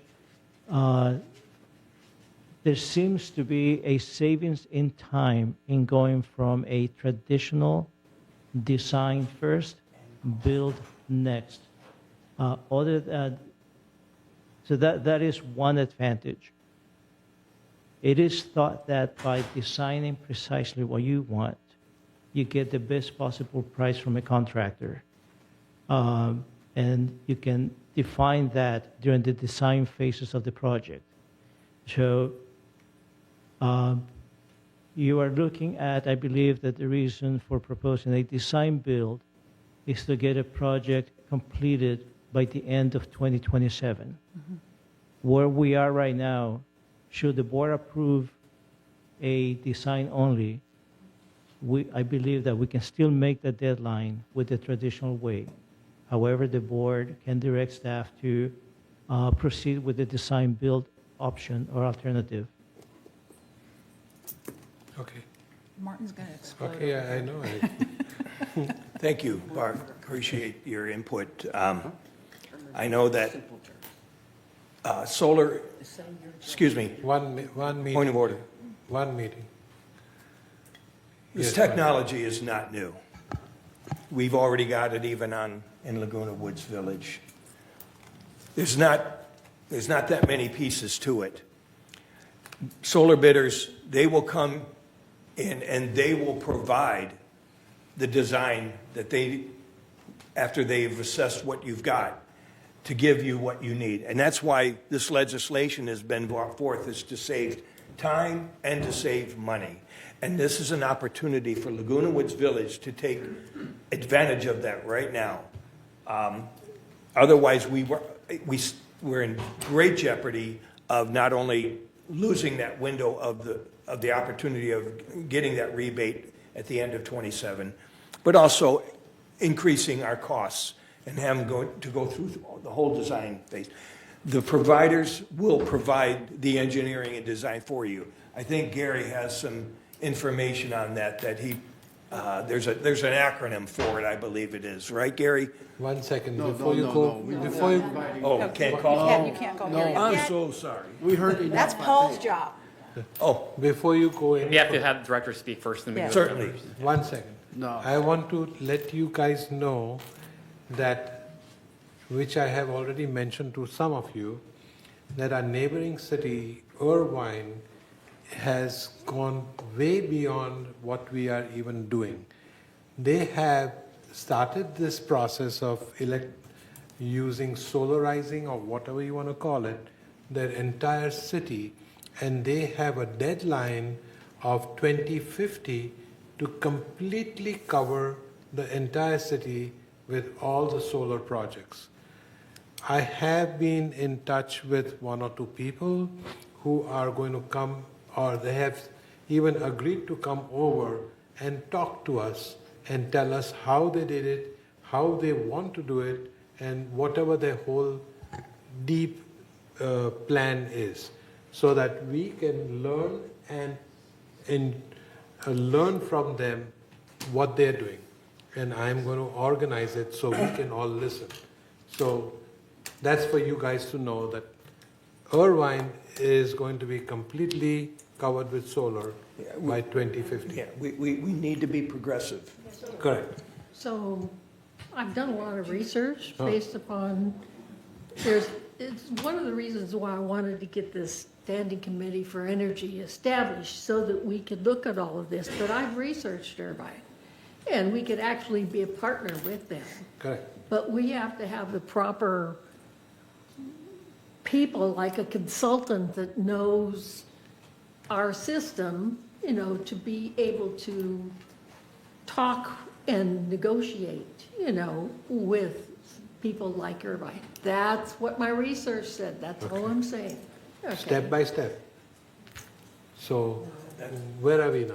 What do we do next? So if we have any more director comments, we can go to Gary Durst for member Yes. comment. Yes, Gary. We are running late, so we're going to keep it short and quick. I will try and keep it absolutely as on point as I can. The term you were trying to reach for is EPC, Engineering Procurement Contracting. EPC. EPC.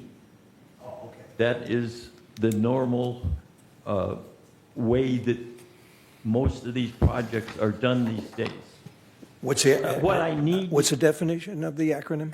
EPC, And Engineering, Procurement, and Contracting. Thank you. Okay. While I'm 100% with you and Kush on the fact that I think that the design build is the way we need to go, what you need to understand is that when you're going to go out on a design build, you've still got to furnish them with a location and an approximation of what size of system that you want.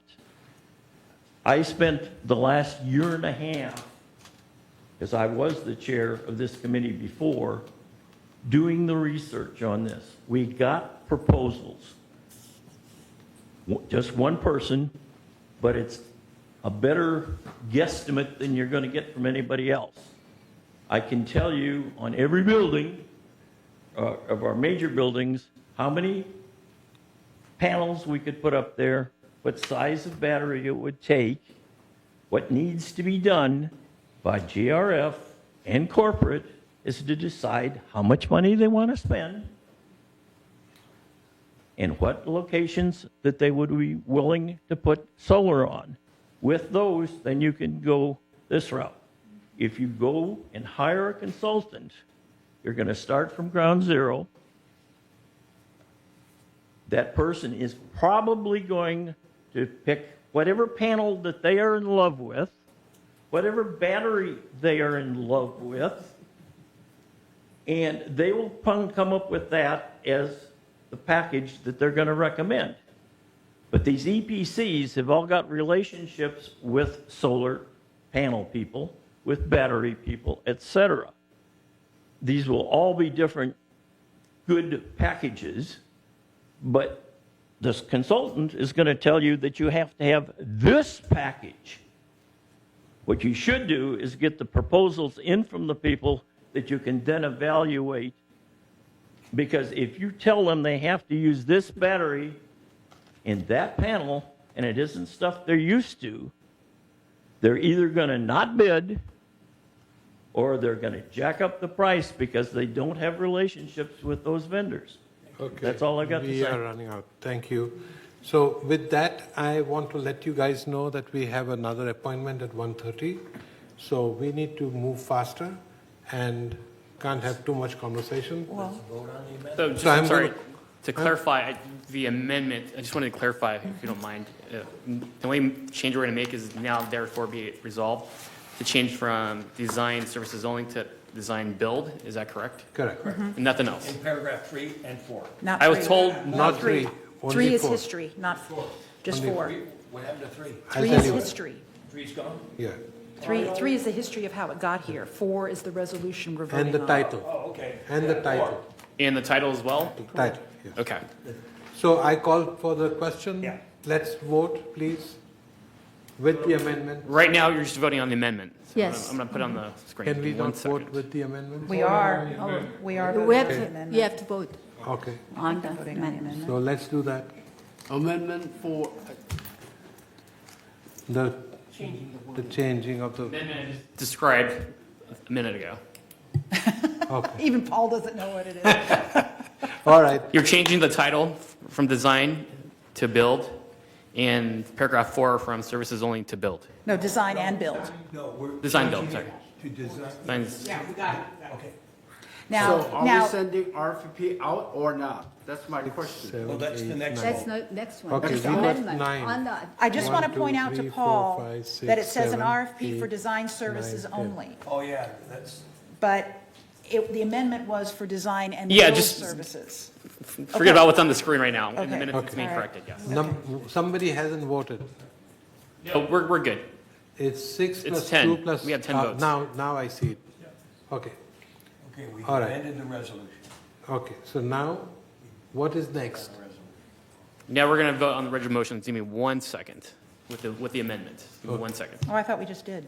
No, this is just. That was just the amendment is you're voting just on right now. amendment. So we're going to go back to the original motion that was Okay, so made. same, okay. Okay. Got it. Okay, guys. As amended, or whatever you want to call it.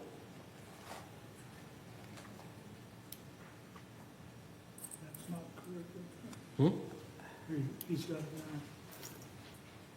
So again, just don't worry about what's on the screen right now. You're voting for the original amendment as amended. Okay. Okay, please vote.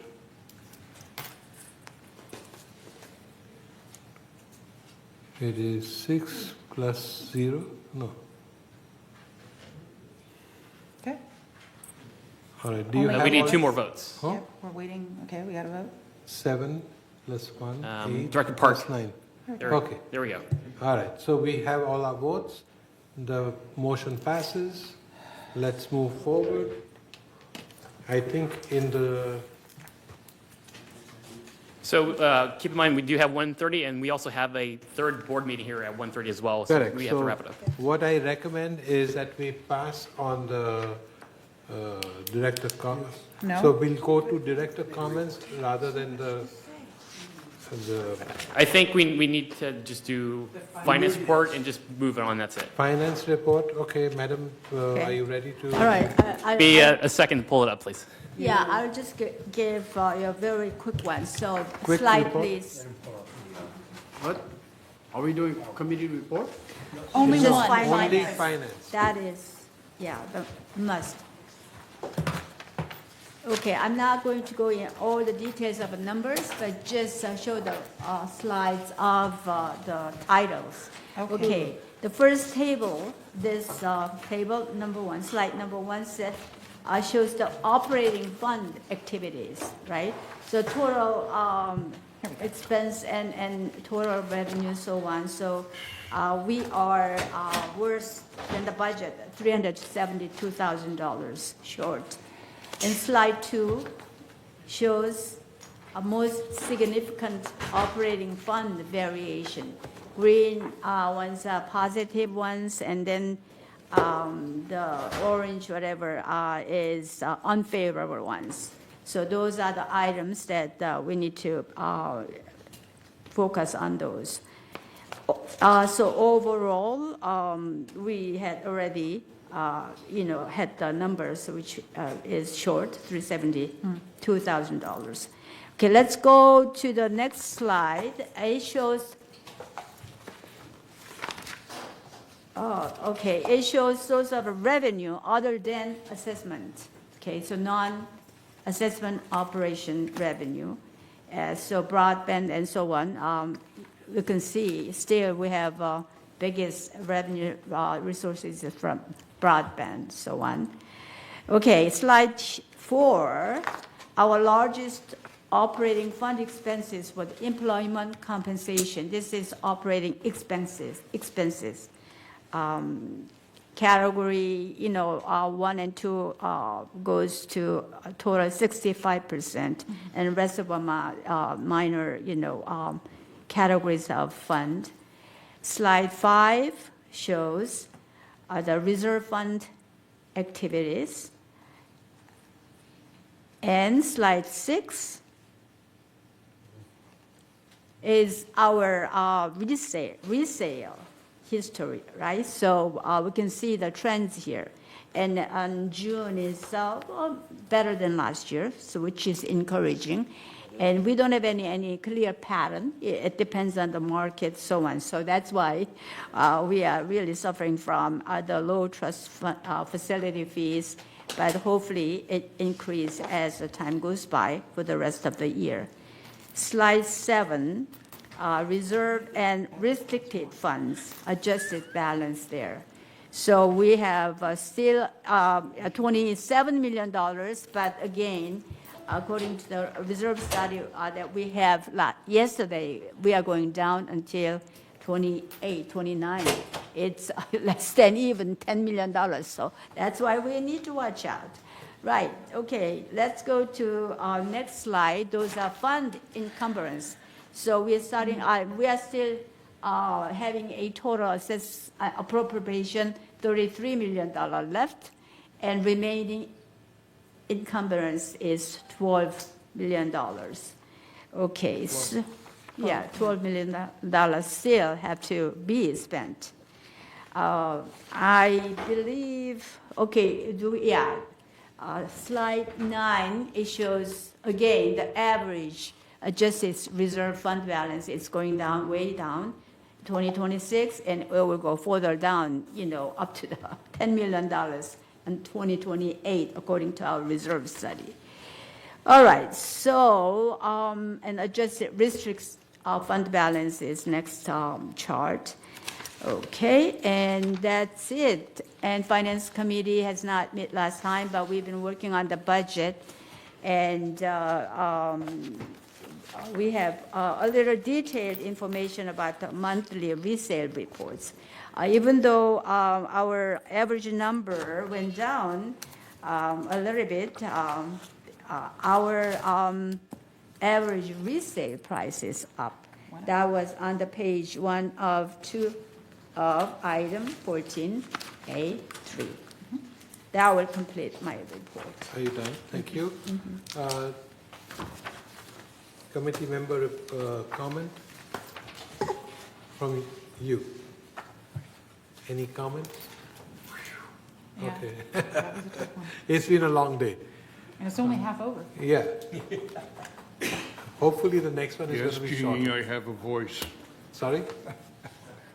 No, thank Okay. SK, any? No. Okay. Yvonne? Nothing? Okay. But I have a future agenda item from the, Security Access Committee, and we need to modify our charter.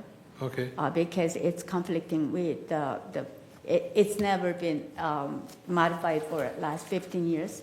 It's conflicting with Traffic Safety Hearing Committee. Why don't so you we need to set look at something it for up and future. let's review it. Okay. Okay. Martin?